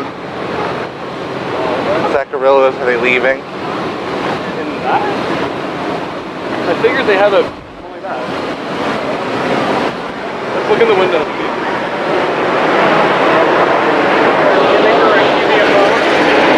No one's in that one. We just passed the gate.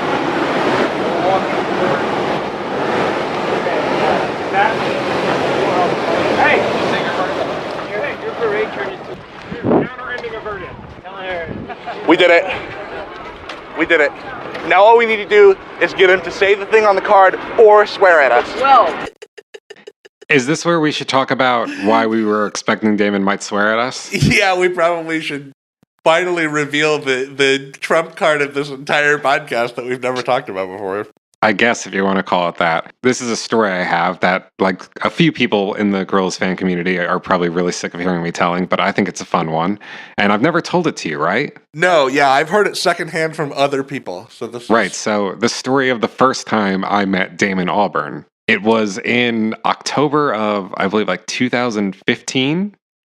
And I had just gotten tickets to go see Blur play at the Hollywood Bowl behind their like Magic Whip tour, right? I went with Ben. Oh yeah, from earlier. And a couple other Gorillaz fans. I know I'm going with Ben, right? Who is very, very good at meeting bands and artists after shows. If he could get Jeff Mangum, there's no reason why he couldn't get Damon Albarn. That's what I was thinking. I was like, if I'm going to meet Damon Albarn, I want to have something for this guy to sign. So I go back to, one of our earlier set pieces, Amoeba Records. Right. It's all coming full circle.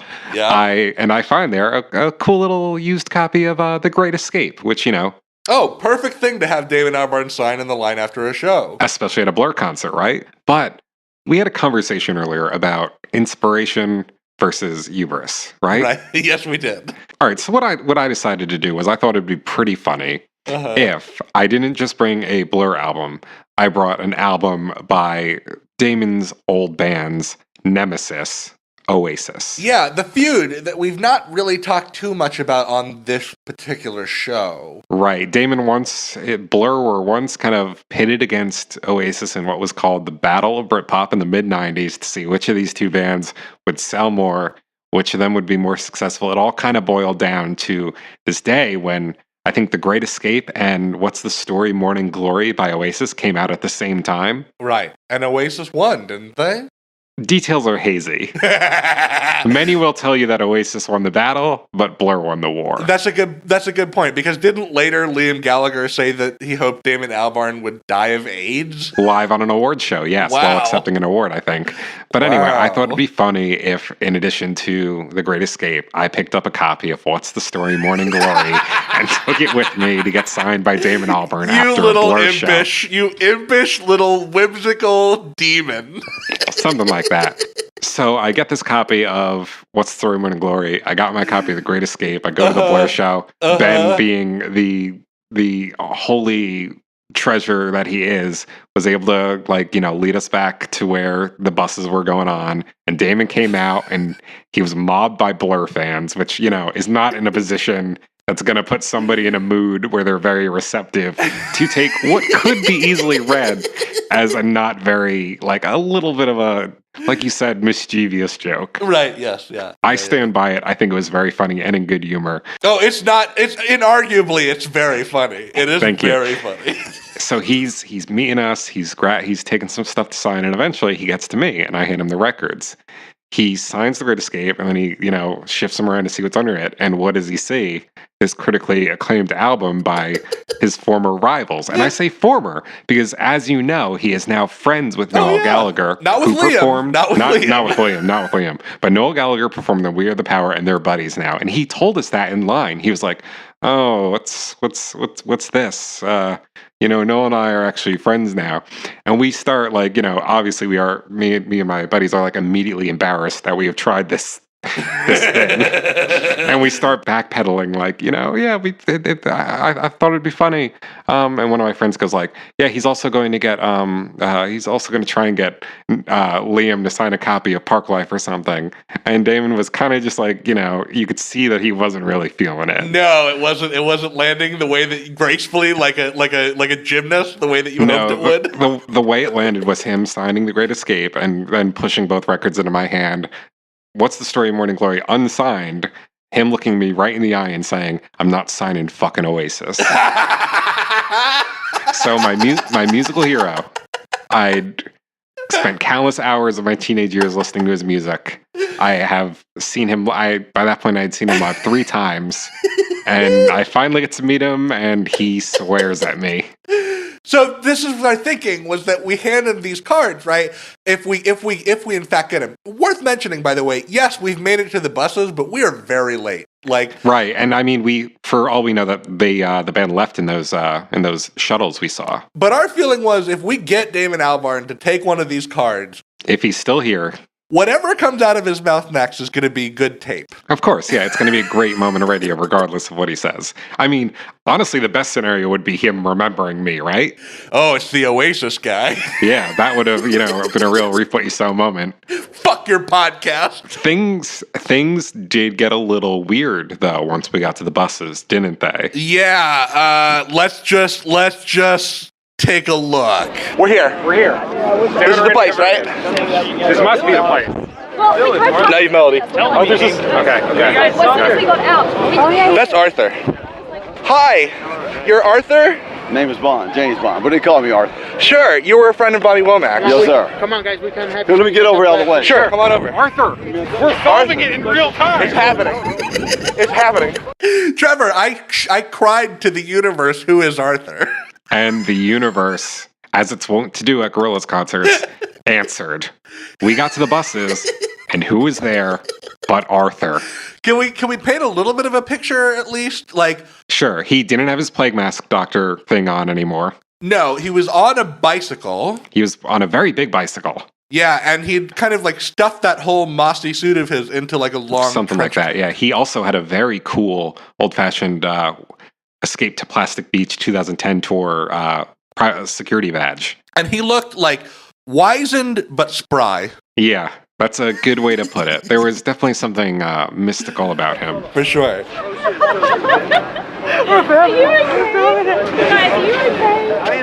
you get a question? He's coming over to say hi. This is the season 4 climax, okay? Arthur, we have to talk to you. James Bond, we have to talk to you. I don't want to block nothing. Everyone here? I'm gonna have y'all stay back here because one of them. Sorry. Sure. See, there's a law with that, because there's a law to everything. Really? The law is always important. Whatever it is, the law of a shoe. If you don't tie it up, then there's a law. So immediately, one of the most interesting people I've ever met. And immediately, not necessarily the easiest interview subject in the world. No, but we tried. Let's hear our exclusive interview with Arthur. Okay, let's see if we get those answers that we wanted so badly. Well, hey, I want to say, welcome to Hallelujah Monkeyz, the #1 Gorillaz podcast in the world. True. My name is Dillon Flynn. I'm Trevor Aircraft. And you're Arthur. Arthur. You look great up there. You ripped it up there, man. Was it really cool? It was really cool. That's the first time I ever did that, man. I have questions. Yes, sir. Tell me, with the mask, what's up with the mask? The mask was incredible. I was in Lamert Park, and this dude had all these masks, and I bought 2 of them. That's like a plague doctor with it's a moment of inspiration. Just did it. Question number 2. I think Murdoch, one of them have on the. Sure. I got one just like that, but I wore this one. had another one too. Another one. I just couldn't. I'm on a bicycle. I'm having fun. It's a nice bike. Whatever you want to ask, just ask me, man. I'm just hyper right now. I'm almost. I don't even know what we're doing. We're going to try to get Damon to say the name of our podcast into this recorder and see if that works. Yeah. Give me the name, the numbers. Oh, it's Hallelujah Monkeyz is the name of our. Hallelujah Monkeyz. That's the thing. You didn't make that up either. That's real. What's your first name? Hallelujah Monkey. That means it's the truth. How did you meet Bobby? Tell me how you know Bobby. La Cienega and Olympic. I was in a 7-Eleven, and a dude named Ron Wilson walked in and said, "Hey man," I guess he said, "Hey man, you know anything about me?" I said, "Yes." Didn't know nothing. Took me to the studio. Went in the studio. Bobby was doing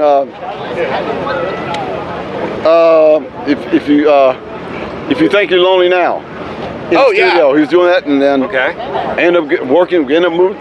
They hired me, and I worked at their house. Wow! Wear a little white jacket with some black pants and a bow tie. Wow! They said, "You rang." I just take the children to school. When was this? It was very 80 somewhere, 1980. It wouldn't be, yeah. Drew Barrymore, little Drew Barrymore. Yeah. She used to go to school down there. I used to see her all the time, and would always say hi to her. And, And 80s Hollywood. Bobby Womack's son went to school, so I'd always see her there. She was just a cool little child. That's amazing. Cool. And then you met Damon through Bobby, I'm assuming. Met Damon through Mr. Womack. Yes, sir. Yeah. Yes, sir. I was. I met him at Coachella.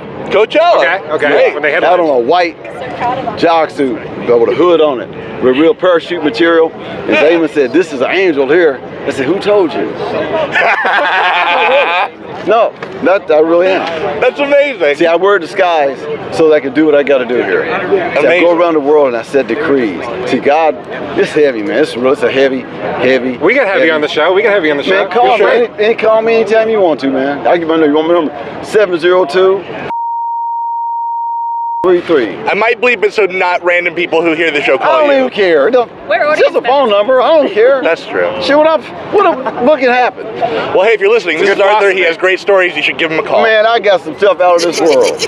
As you can hear, I did actually bleep most of Arthur's phone number. And reviewing that tape, I cannot find anything in there that prompts him to give us his phone number. No, we didn't ask for it. We did not ask him for it, but he was willing to give it. We also didn't ask for a lot of the wisdom that he started kind of just bestowing upon us. Do you want to get more into this interview and hear some of the stuff that Arthur had to say? Well, just to quickly reflect on what we've already learned is that Arthur is really into disguises and Drew Barrymore and God.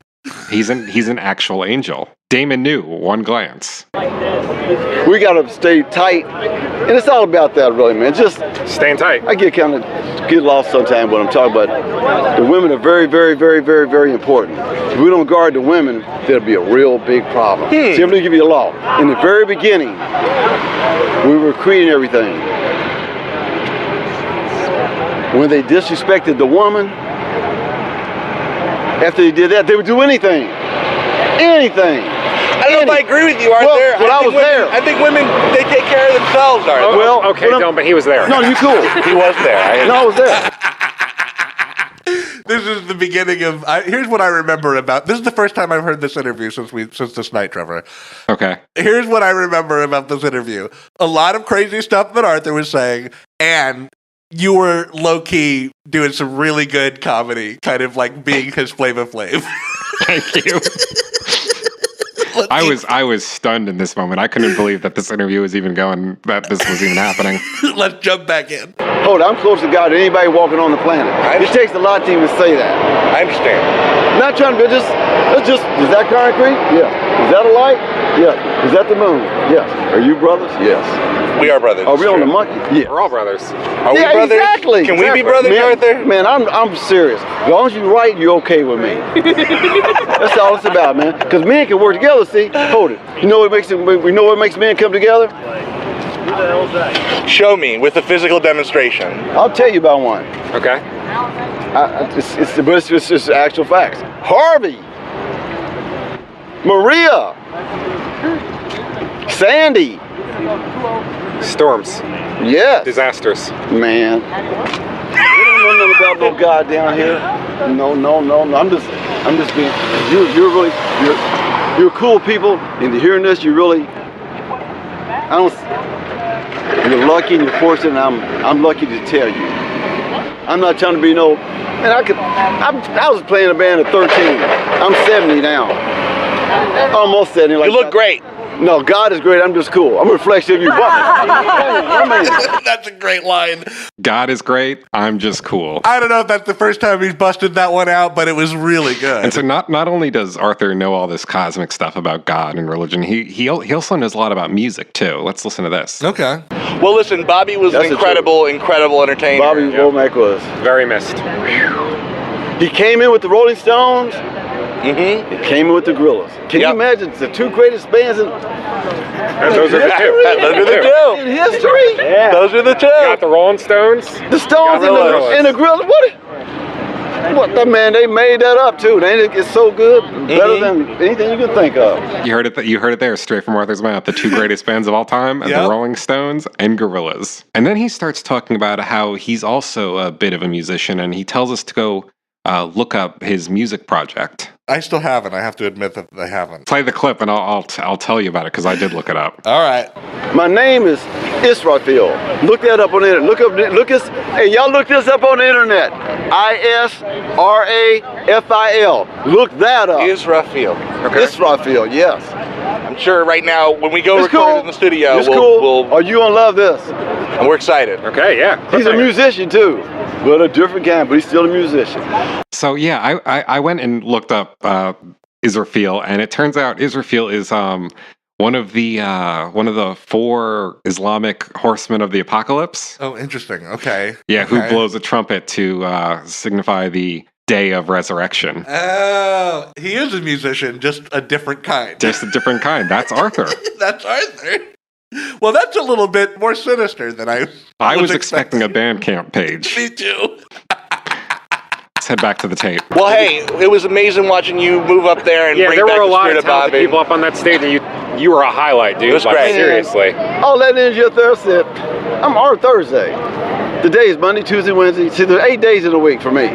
Monday, Tuesday, Wednesday, Thursday, or Thursday, Friday, Saturday, Sunday. Black Eyed Peas. Did they say that? Yeah. On Thursday? They do Thursday twice. Yeah. But our Thursday, my name. Tell us what goes on our Thursday. Everything. That's when I deal with God. Okay. Right. Yes. So you're a Fourth-day Adventist? No, I am. He's an angel. That's what he said. He's an angel. That's true, though. I'll hand it to Dillon in the moment for that Fourth-day Adventist joke. Sure. So, yeah, all kinds of little nuggets of wisdom coming from him. We eventually do kind of get him back a little bit on topic about what he's doing in LA, so let's listen to that. So, did Damon say come out on stage during Stylo? Oh, yeah. For this? No. I came here earlier today doing the sound check. They gave me my pass. Right. This is from the 2010 tour. I was just admiring that, like vintage Escape to Plastic Beach, like access card. Really cool. Yeah. And Craig told me to come to the concert, so I came. So I saw Damon. I said, Damon, da-da-da-da-da. And he said, come out on Stylo. I said, cool. That's awesome. Yeah. And you certainly came out on Stylo. Man, all the LA was there. How am I gonna let LA look bad? Should they made that up. LA is okay with me. Good. I mean, nice. I came here to LA on April the 14th, 1 a.m. in the morning, 1976. Angel, Los Angeles, it makes sense. They made it all up, but it's the truth. It's made it up. Mm-hmm. That's what we do. But I'm gonna tell you something, I hate to say this to you, but it's gonna be a big earthquake. Do you know when? I just had to tell you. It's gonna start out in the ocean, maybe on Hawaii. It'll come across the bottom of it. It'll hit in Oregon. This sits underneath a table of water, 100 miles in. Right. And what's gonna happen? It's gonna shift. When it drops down, a tsunami is gonna create a 900-foot tsunami traveling at Give a time frame. Hey, do you know when this is gonna happen? Man, don't let me say that part. We don't want to do that. Because if you don't want to hasten it. As I say, I'm trying to hold It'll back. come when it comes. I'm working hard to hold it back. I appreciate it. I don't know when the hour of the Lord's coming back either, too. So. Is this something that you think? You're right. I don't even try to even. You can't predict that kind of stuff. I don't even think about it. I know. Never. After you've been there before and know who he is, I know. Really. Nothing like me ever been born down here. Not what I do. Do you get the same mental image as me of Arthur, like Charles Atlas, like physically holding back the superquake? Something like that, yeah. That's what I see in my head. And like in that moment, you believe him, right? You think he could. Maybe he will. Maybe he'll stop it from destroying us all. Maybe he will. I don't remember what happens in this next clip, but considering it's Arthur, I'm sure it's gold, so let's listen to it. I'll do this all night, Trevor. Yeah. My IQ is like 140, but I'm just cool. I'm not trying to be no big shot. I'm just Arthur. I think you're a big shot, but not in the bad way. I'm just Arthur. That's it. He's just out here doing it. I'm just Arthur. Out here doing it. That's just being his friend, her, him, plain. That's a her. Just a Catwoman. I like that. I'm just being you. You heard him point up at the plane and say plane, right? Yeah. The concrete. The listeners at home.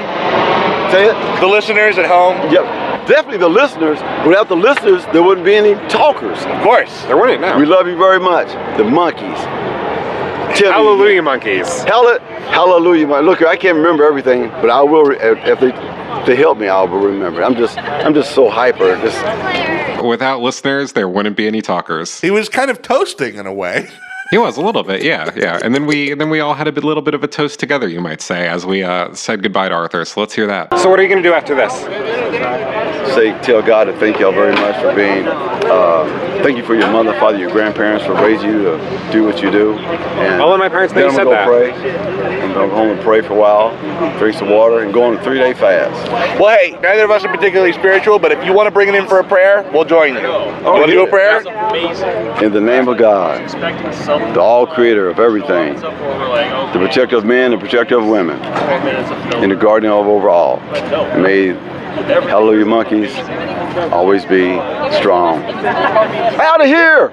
Amen. Amen. That's what I'm talking about. Thank you, Arthur. That's what we're talking about, man. You rule, man. So, am I guest card over The Hallelujah Monkeyz always be strong. Come on, man. That's one of the best things we'll ever put on tape, probably. Serendipitous, like seriously. I literally felt blessed coming out of that. I felt blessed too. It was kind of looking a little dark for the Damon situation though, because we'd been over there for a while now, and we didn't see really anyone coming out. It really started looking like we missed him. Arthur was looking a little bit like the unexpected but sort of welcome. The consolation prize almost. Yeah, exactly. Is that our boys? After the band people stuff? It may have slipped out of our fingers this time, Trevor, but this is not over. We'll get him. We'll get him. We'll get that boy. We're getting that boy. We're gonna get that boy. I don't care if we gotta wait till the holograms are beside him. We're running out of time, though. He's running out of time. Look at those pizzas, man. You guys can walk up to him on his deathbed and just be like, "Can you read this card real quick?" You know, here's the thing. What I did gain this weekend though were like I galvanized some new friendships. I made some memories. And we talked to an actual real life angel. We talked to a legitimate angel. Now, Dylan, I think you and I would both be willing to approach Damon on his deathbed to try and get him to say the name of our podcast into a tape recorder, right? Oh, yeah, absolutely. I'm shameless enough to do something like that. Fortunately, it didn't have to come to that, because a few moments later, who comes out?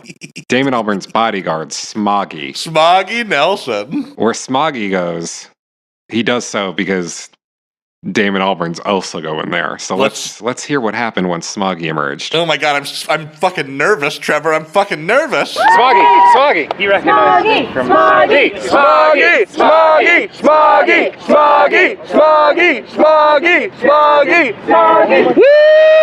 that him? Oh my God, it's the boy. The boy in question, Damon Albarn. Damon, middle name Albarn. Your card? I have my card. Oh my God, Dylan. Oh my God. Trevor. Is this It's happening. He's on his way. Okay. Yeah! Damon! Welcome. Damon! Awesome show, man. Smoggy! Oh, yeah. Fucking blast. Damon! You made my day. Oh, he's my hero. He's right there. He's wearing his denim. He's got a cool hat. He's got his earring. Smoggy, I have a question, Smoggy. Is it true what you said about spider venom? Is it more painful to primates? You just not remember that. No, it ain't right. I thought it was right. It kills primates, I thought. Okay. I have a podcast about gorillas called Hallelujah Monkeys. We have a podcast. We made about gorillas with called Hallelujah me and Monkeys. Trevor, my friend. We've discussed you on it before. Yeah, but I was wrong. You were wrong about the spiders. We set the record straight. Lethal to primates, but not all animals. Okay.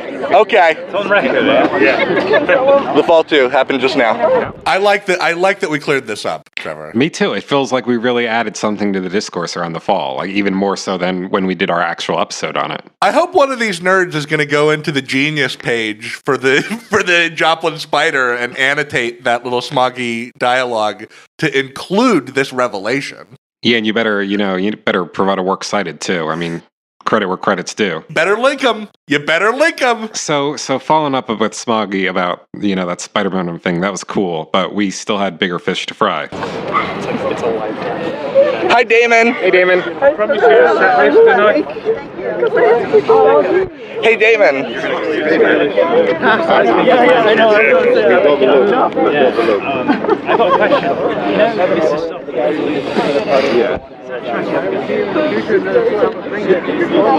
question. I asked Jamie. I don't know. I kind of sort of function on a kind of very random level.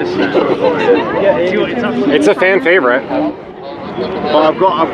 Hopefully by the end of the tour, I'm going to put in more. I've been good, man. Long shoulder. They're also picture. Yeah. Hey, David. I just can't help but like get being. We do a podcast. So easy, man. So I've done a tune about LA, which is very, very different. That's the thing is that very different.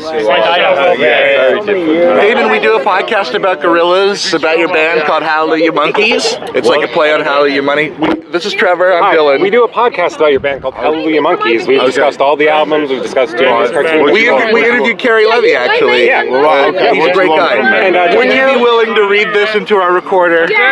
This is Damon Albarn, and you're listening to Hallelujah Monkeyz, the #1 Gorillaz podcast in the world.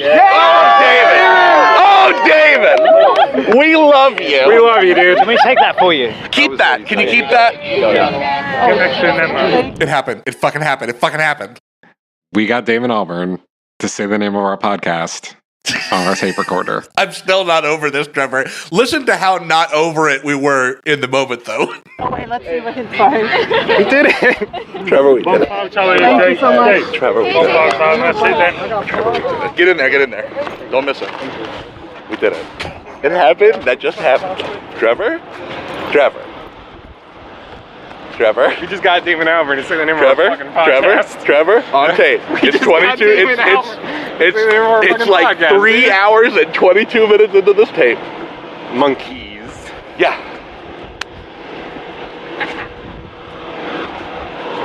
This podcast has been an incredible journey. This has been It's been an incredible unbelievable. journey. I'd say I'm willing to be hit by a bus, but I gotta edit this thing first. This is the greatest podcast of all time. Okay? You think he likes the listen, pardon? I'm gonna say this on tape, okay? Yeah. Fuck Mark Maron. Fuck him. Fuck the McElroys. Fuck him. Alright, NPR, shut that shit down. Yeah, I heard last. Hallelujah fucking Monkeyz for life, dude. This is the It's best us. podcast It's of us. all time. Make that the sign. If you're one of the big networks, by the way, we're not interested. Seriously, Don't call. Maximum Fun, we're not going on the Sorry, buddy. cruise. Yeah, no. We're good. Yeah, we got this. We're staying Radiohead style unsigned. I stand by every word. Hallelujah Monkeyz, best podcast of all time. Sorry, you heard it here. You mean Hallelujah Monkeyz? Hallelujah Monkeyz. Right? I forgot that we've been pronouncing the name of our podcast wrong. That was so magical, Trevor. Right? Trevor. One of the best moments of my life. Oh like, my by far. god, that fucking happened, dude. So We did crazy. it. We did it. The universe was on our side. And nobody's ever going to be able to forget it because we're going to stick it at the front of every one of our episodes from now on. Right? Forever. Yeah, forever. I really don't even know what else to say about that moment. So let's hear from Ryan and Saffron. They showed up again and we kind of hooked back up with them. Okay. I got his signature. Great. Photobombed. Are you guys okay? Him. I'm more okay than I have ever been in my life, Ryan Hughes.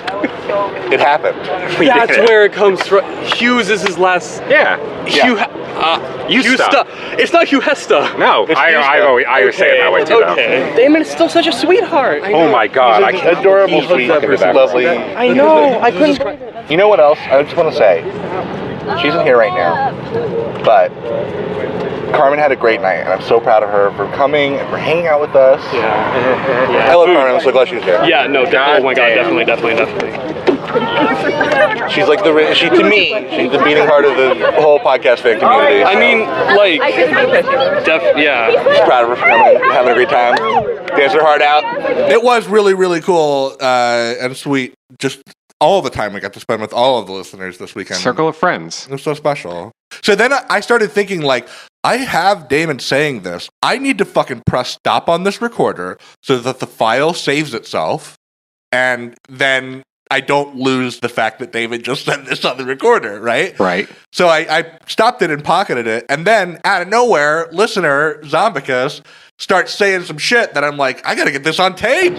Say everything you just said, but now into this recorder. Okay, yeah. I was just talking with Damon, and I asked him about... You want to say your name or anything? No. Okay. That's fine. Just great 2D cosplayer here. Thank you. Zombicus, there you go. Zombicus. Yeah. And he looks amazing. I asked him about Mrs. Softie's balloon race, and which we love. He was talking about, he releases things on his own terms. That not direct quote, but relatively what he said. But he also said he has some other songs coming up. One being one about LA, similar to Idaho. So you've got that to look forward to. So it seems like fucking journey. I'm saying it right now though, Zombicus exclusive. I think that the Fall 2 is about cities, towns, states. I don't know. Could be a mix. Not only do you get an exclusive interview with Arthur, right? Not only do you get Damon Albarn saying the name of this podcast into our tape recorder, right? You get some breaking developments on the Fall too. And I can even follow that development up with some sub-development. So I believe it was in the Soundcheck in Atlanta, I want to say. The band did premiere a brand new song. They haven't played it in a proper set list yet, by the way. They premiered a brand new song called Hollywood, featuring Jamie Principle. What? I didn't know that. Yes, Trevor, and the trip report about the song is that Jamie's great on it, and it's faster than Sex Murder Party.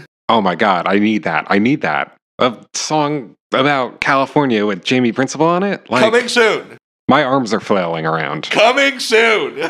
Hollywood. So as the night begins to wind down, Trevor, the people started to peel off from the group, and we were kind of doing our goodbyes. And one of the last to kind of hang around with us was Ryan, number 2. Hi, Saffron.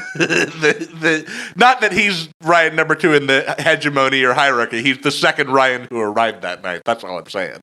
Dell came out to start signing people's records, right? We were weirdly, we kind of didn't care about that. Yeah, we were buzzing super hard for the Damon thing. I'll also say... how do you top that, right? How do you top that? Yeah, what am I going to say? What's Dell going to say into a microphone for us? I had to pee really bad, so that was like factoring in for me wanting to just leave and get back to the car. But this really surreal moment happened where on the left side of my peripheral vision, I see Dell 10 feet away signing things. And on the right side, there's you and there's Ryan. And then this started happening. I love Gorillaz. What a weird band. The guy did fucking Wonderwall, right? Oh, Stylo. Did he Wonderwall? I'm like... Yeah, he did. Yeah. He did. He did Wonderwall, he did... What's that? That old Oakland standard. He did, what's that? What? Do. Yeah, Semi-Charmed Life. That's one of his. He did Semi-Charmed Life. That's my karaoke go-to. Is it? Yeah. Perfect day to read. I'm smiling, she's living, she's golden, she lives for me. She says she lives for the ovation, her own motivation. She comes round and she goes down on me. Yeah. And I make a smile like a drug for you. Do ever what you want to do, coming over you. Now that's... Keep on smiling, what we go through. Won't stop to the rhythm that divides you. And I speak to you like a chorus to the verse. Come another rhyme like a coda to the curse. Coming like a freak show takes the stage. Figuring the game she plays, she said, I want something else to get me through this semi-charmed kind of life. Baby, I want something else. I'm not listening when you say goodbye. so glad I got it on tape. I'm so glad I got it on tape. Okay, but how cool would it be if you were at a Gorillaz show and they covered that? I will tell you that right when you hit the falsetto, I knew it was coming, so I looked over at Dell just to see if he would like wince or look over or something. You know what? Not phased at all. He did not give a shit. Gotta hand it to him. Takes a lot more than that to phase old Deltron. Do you think his rhyme and shield deflected our puny rhymes? I think what happened was he thought, this is par for the course. There are a lot of white kids at Gorillaz shows. Sure. That was about it for the night. I mean, we caught Damon. Mission accomplished. Everyone was kind of peeling off, like you said, and we decided to head back for the car ourselves. And let's just play some audio, I guess, of us walking back and kind of reliving what we'd experienced. Yeah, I don't remember a lot of this other than like really badly having to get to a bathroom. Right, but we were on a high, so let's check in. Okay, that was fucking incredible. We knocked that live episode out of the park. Fucking happened. The stars aligned on literally every star that could have been in a line. Yes. Aligned. Yes. We got a great show. Amazing show. We met Arthur. We had a 10-minute interview. And it was Arthur. Bonkers. It was, and then we met Damon fucking Albarn. Damon, the boy Albarn. The boy. In his denim. Fucking Smoggy followed us up about the spider venom. We got that, and he said we rode in the Stylo. We met the Stylo family. Stylo car. We befriended and made listeners of the Stylo family. Insane. Insanity. What a wild ride. Crazy. That was. Really crazy. Something was going to happen tonight. Something did happen tonight. How perfect is that we had our despair, too? I know. It was, it's fucking so Campbellian, dude. So Campbellian. That was the belly of the whale. For sure. We were in the fucking belly of the whale. And then we atoned with our father, Arthur. We atoned with our father, Arthur! Who told us about protecting the women in our lives. And then there was a second atonement. Right. With our real dad. Damon fucking Albarn. This is fun. I haven't heard this stuff yet, so I'm very excited. It was quite a night. We did a really good job summing up the craziness of this weekend in that clip, by the way. Yeah. I mean, it was a wild weekend, and I think we got everything we could have wanted out of it. You know what? We're such pros. We're so good at this. Like I said in that little clip, we knocked it out of the park. You had we were talking a little more about Damon Albarn, though, and you had a nice little, we got a nice little nugget of wisdom from you. So let's listen to this one of these last clips. Okay, I'm game. He's got this glint in his eye, man. Yeah, the little smirk's so good. Glint in his eye. But he's like, I realize that this is silly what I'm doing, but I can see it means so much to you. I know. So I'm doing it. That's I feel like, you know what? That's the Gorillaz thing in a fucking nutshell. I realize how silly this seems, but I know it means a lot to you, so I'm doing it. Right. Wow. That's it. It's totally you know what? The Damon that we got who said that on the card was the exact same Damon at that warm-up show who was like, let's talk about the cartoon characters for a minute here. That was the Damon wearing a sweatshirt with the Phase 1 Gorillaz font on it, playing Rehash, saying this was for all of you. He's a new subcategory of Damon Albarn, and he's my favorite Damon Albarn. Gorillaz superfan Damon Albarn. We could sit here and pontificate all night about how meaningful this all was and try to put a perfect pin on this episode here in studio, but I got to tell you, I'm liking the live energy of in the moment Dillon and Trevor better, so maybe we should let them take this thing home. I do. Should we talk about our outro song? Because we're gonna use we're gonna play something at the end, right? Yeah. So I had to go hang out with my grandparents, but then Trevor, I believe your Gorillaz family experience continued after this night. I got to go full native. The next day, we all hung out at this little Airbnb that a lot of the fans who were from out of town kind of went in on, just kind of hanging out. We sang a lot of Gorillaz songs. The night, of course, climaxed in a great performance of... a great performance of a beloved Gorillaz song. Let's let them wait for the beat to drop on that. Sure. But it was a great time hanging out and singing with everybody. Zombicus, who we heard from, is a very good guitar player, somehow knows every single Damon Albarn composition on guitar. That's awesome. But for now, let's allow the best versions of ourselves, the ones who had just seen a great Gorillaz concert, who had just came face to face with Damon Albarn and walked away as well as they could from it. Let's let them say goodnight. Okay, God bless you. I hope this episode was as good as I wanted it to be. Is this the last scene in the live episode? I don't know yet. Okay. Something tells me that. I feel like that we should make this the last scene in the live episode. Yeah, you're probably right. We're getting to your car. We just saw Gorillaz. Yes. Yeah. We're brothers now, Arthur told us. Honestly, like, Dylan, I don't mean to get saccharine for a minute, but like, I had to take off work to go to this Gorillaz show. And of course, the excuse I'm gonna use is that I gotta go to this fucking animated band to record a live thing. So you know what I told them? I told them I have family in town. Yeah. And you know what? That's so true. Not a lie. Not a lie at all. We're brothers. It's been crazy going on this Gorillaz journey with you. Right. It has been a real wild trip, and I'm excited to see what the future holds. May Hallelujah Monkeyz always be strong. Always. And we always will be. Yeah. And until next time, don't get lost in heaven. Demo!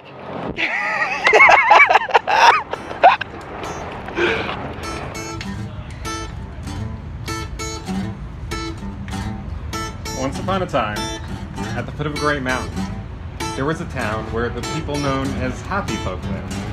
Their very existence a mystery to the rest of the world, obscured as it was by great clouds. Here they played out their peaceful lives, innocent of the litany of excess and violence that was growing in the world below. To live in harmony with the spirit of the mountain called Monkey was enough. Then one day, strange folk arrived in town. They came in camouflage, hidden behind dark glasses, and no one noticed them. They only saw shadows. You see, without the truth of the eye, the happy folk were blind.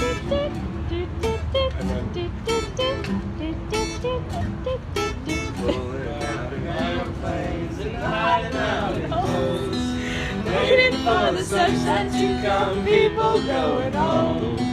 Jumped out from behind them and shoot them in the head. Now everybody's dancing, the dance of the dead, the dance of the dead, the dance of the dead.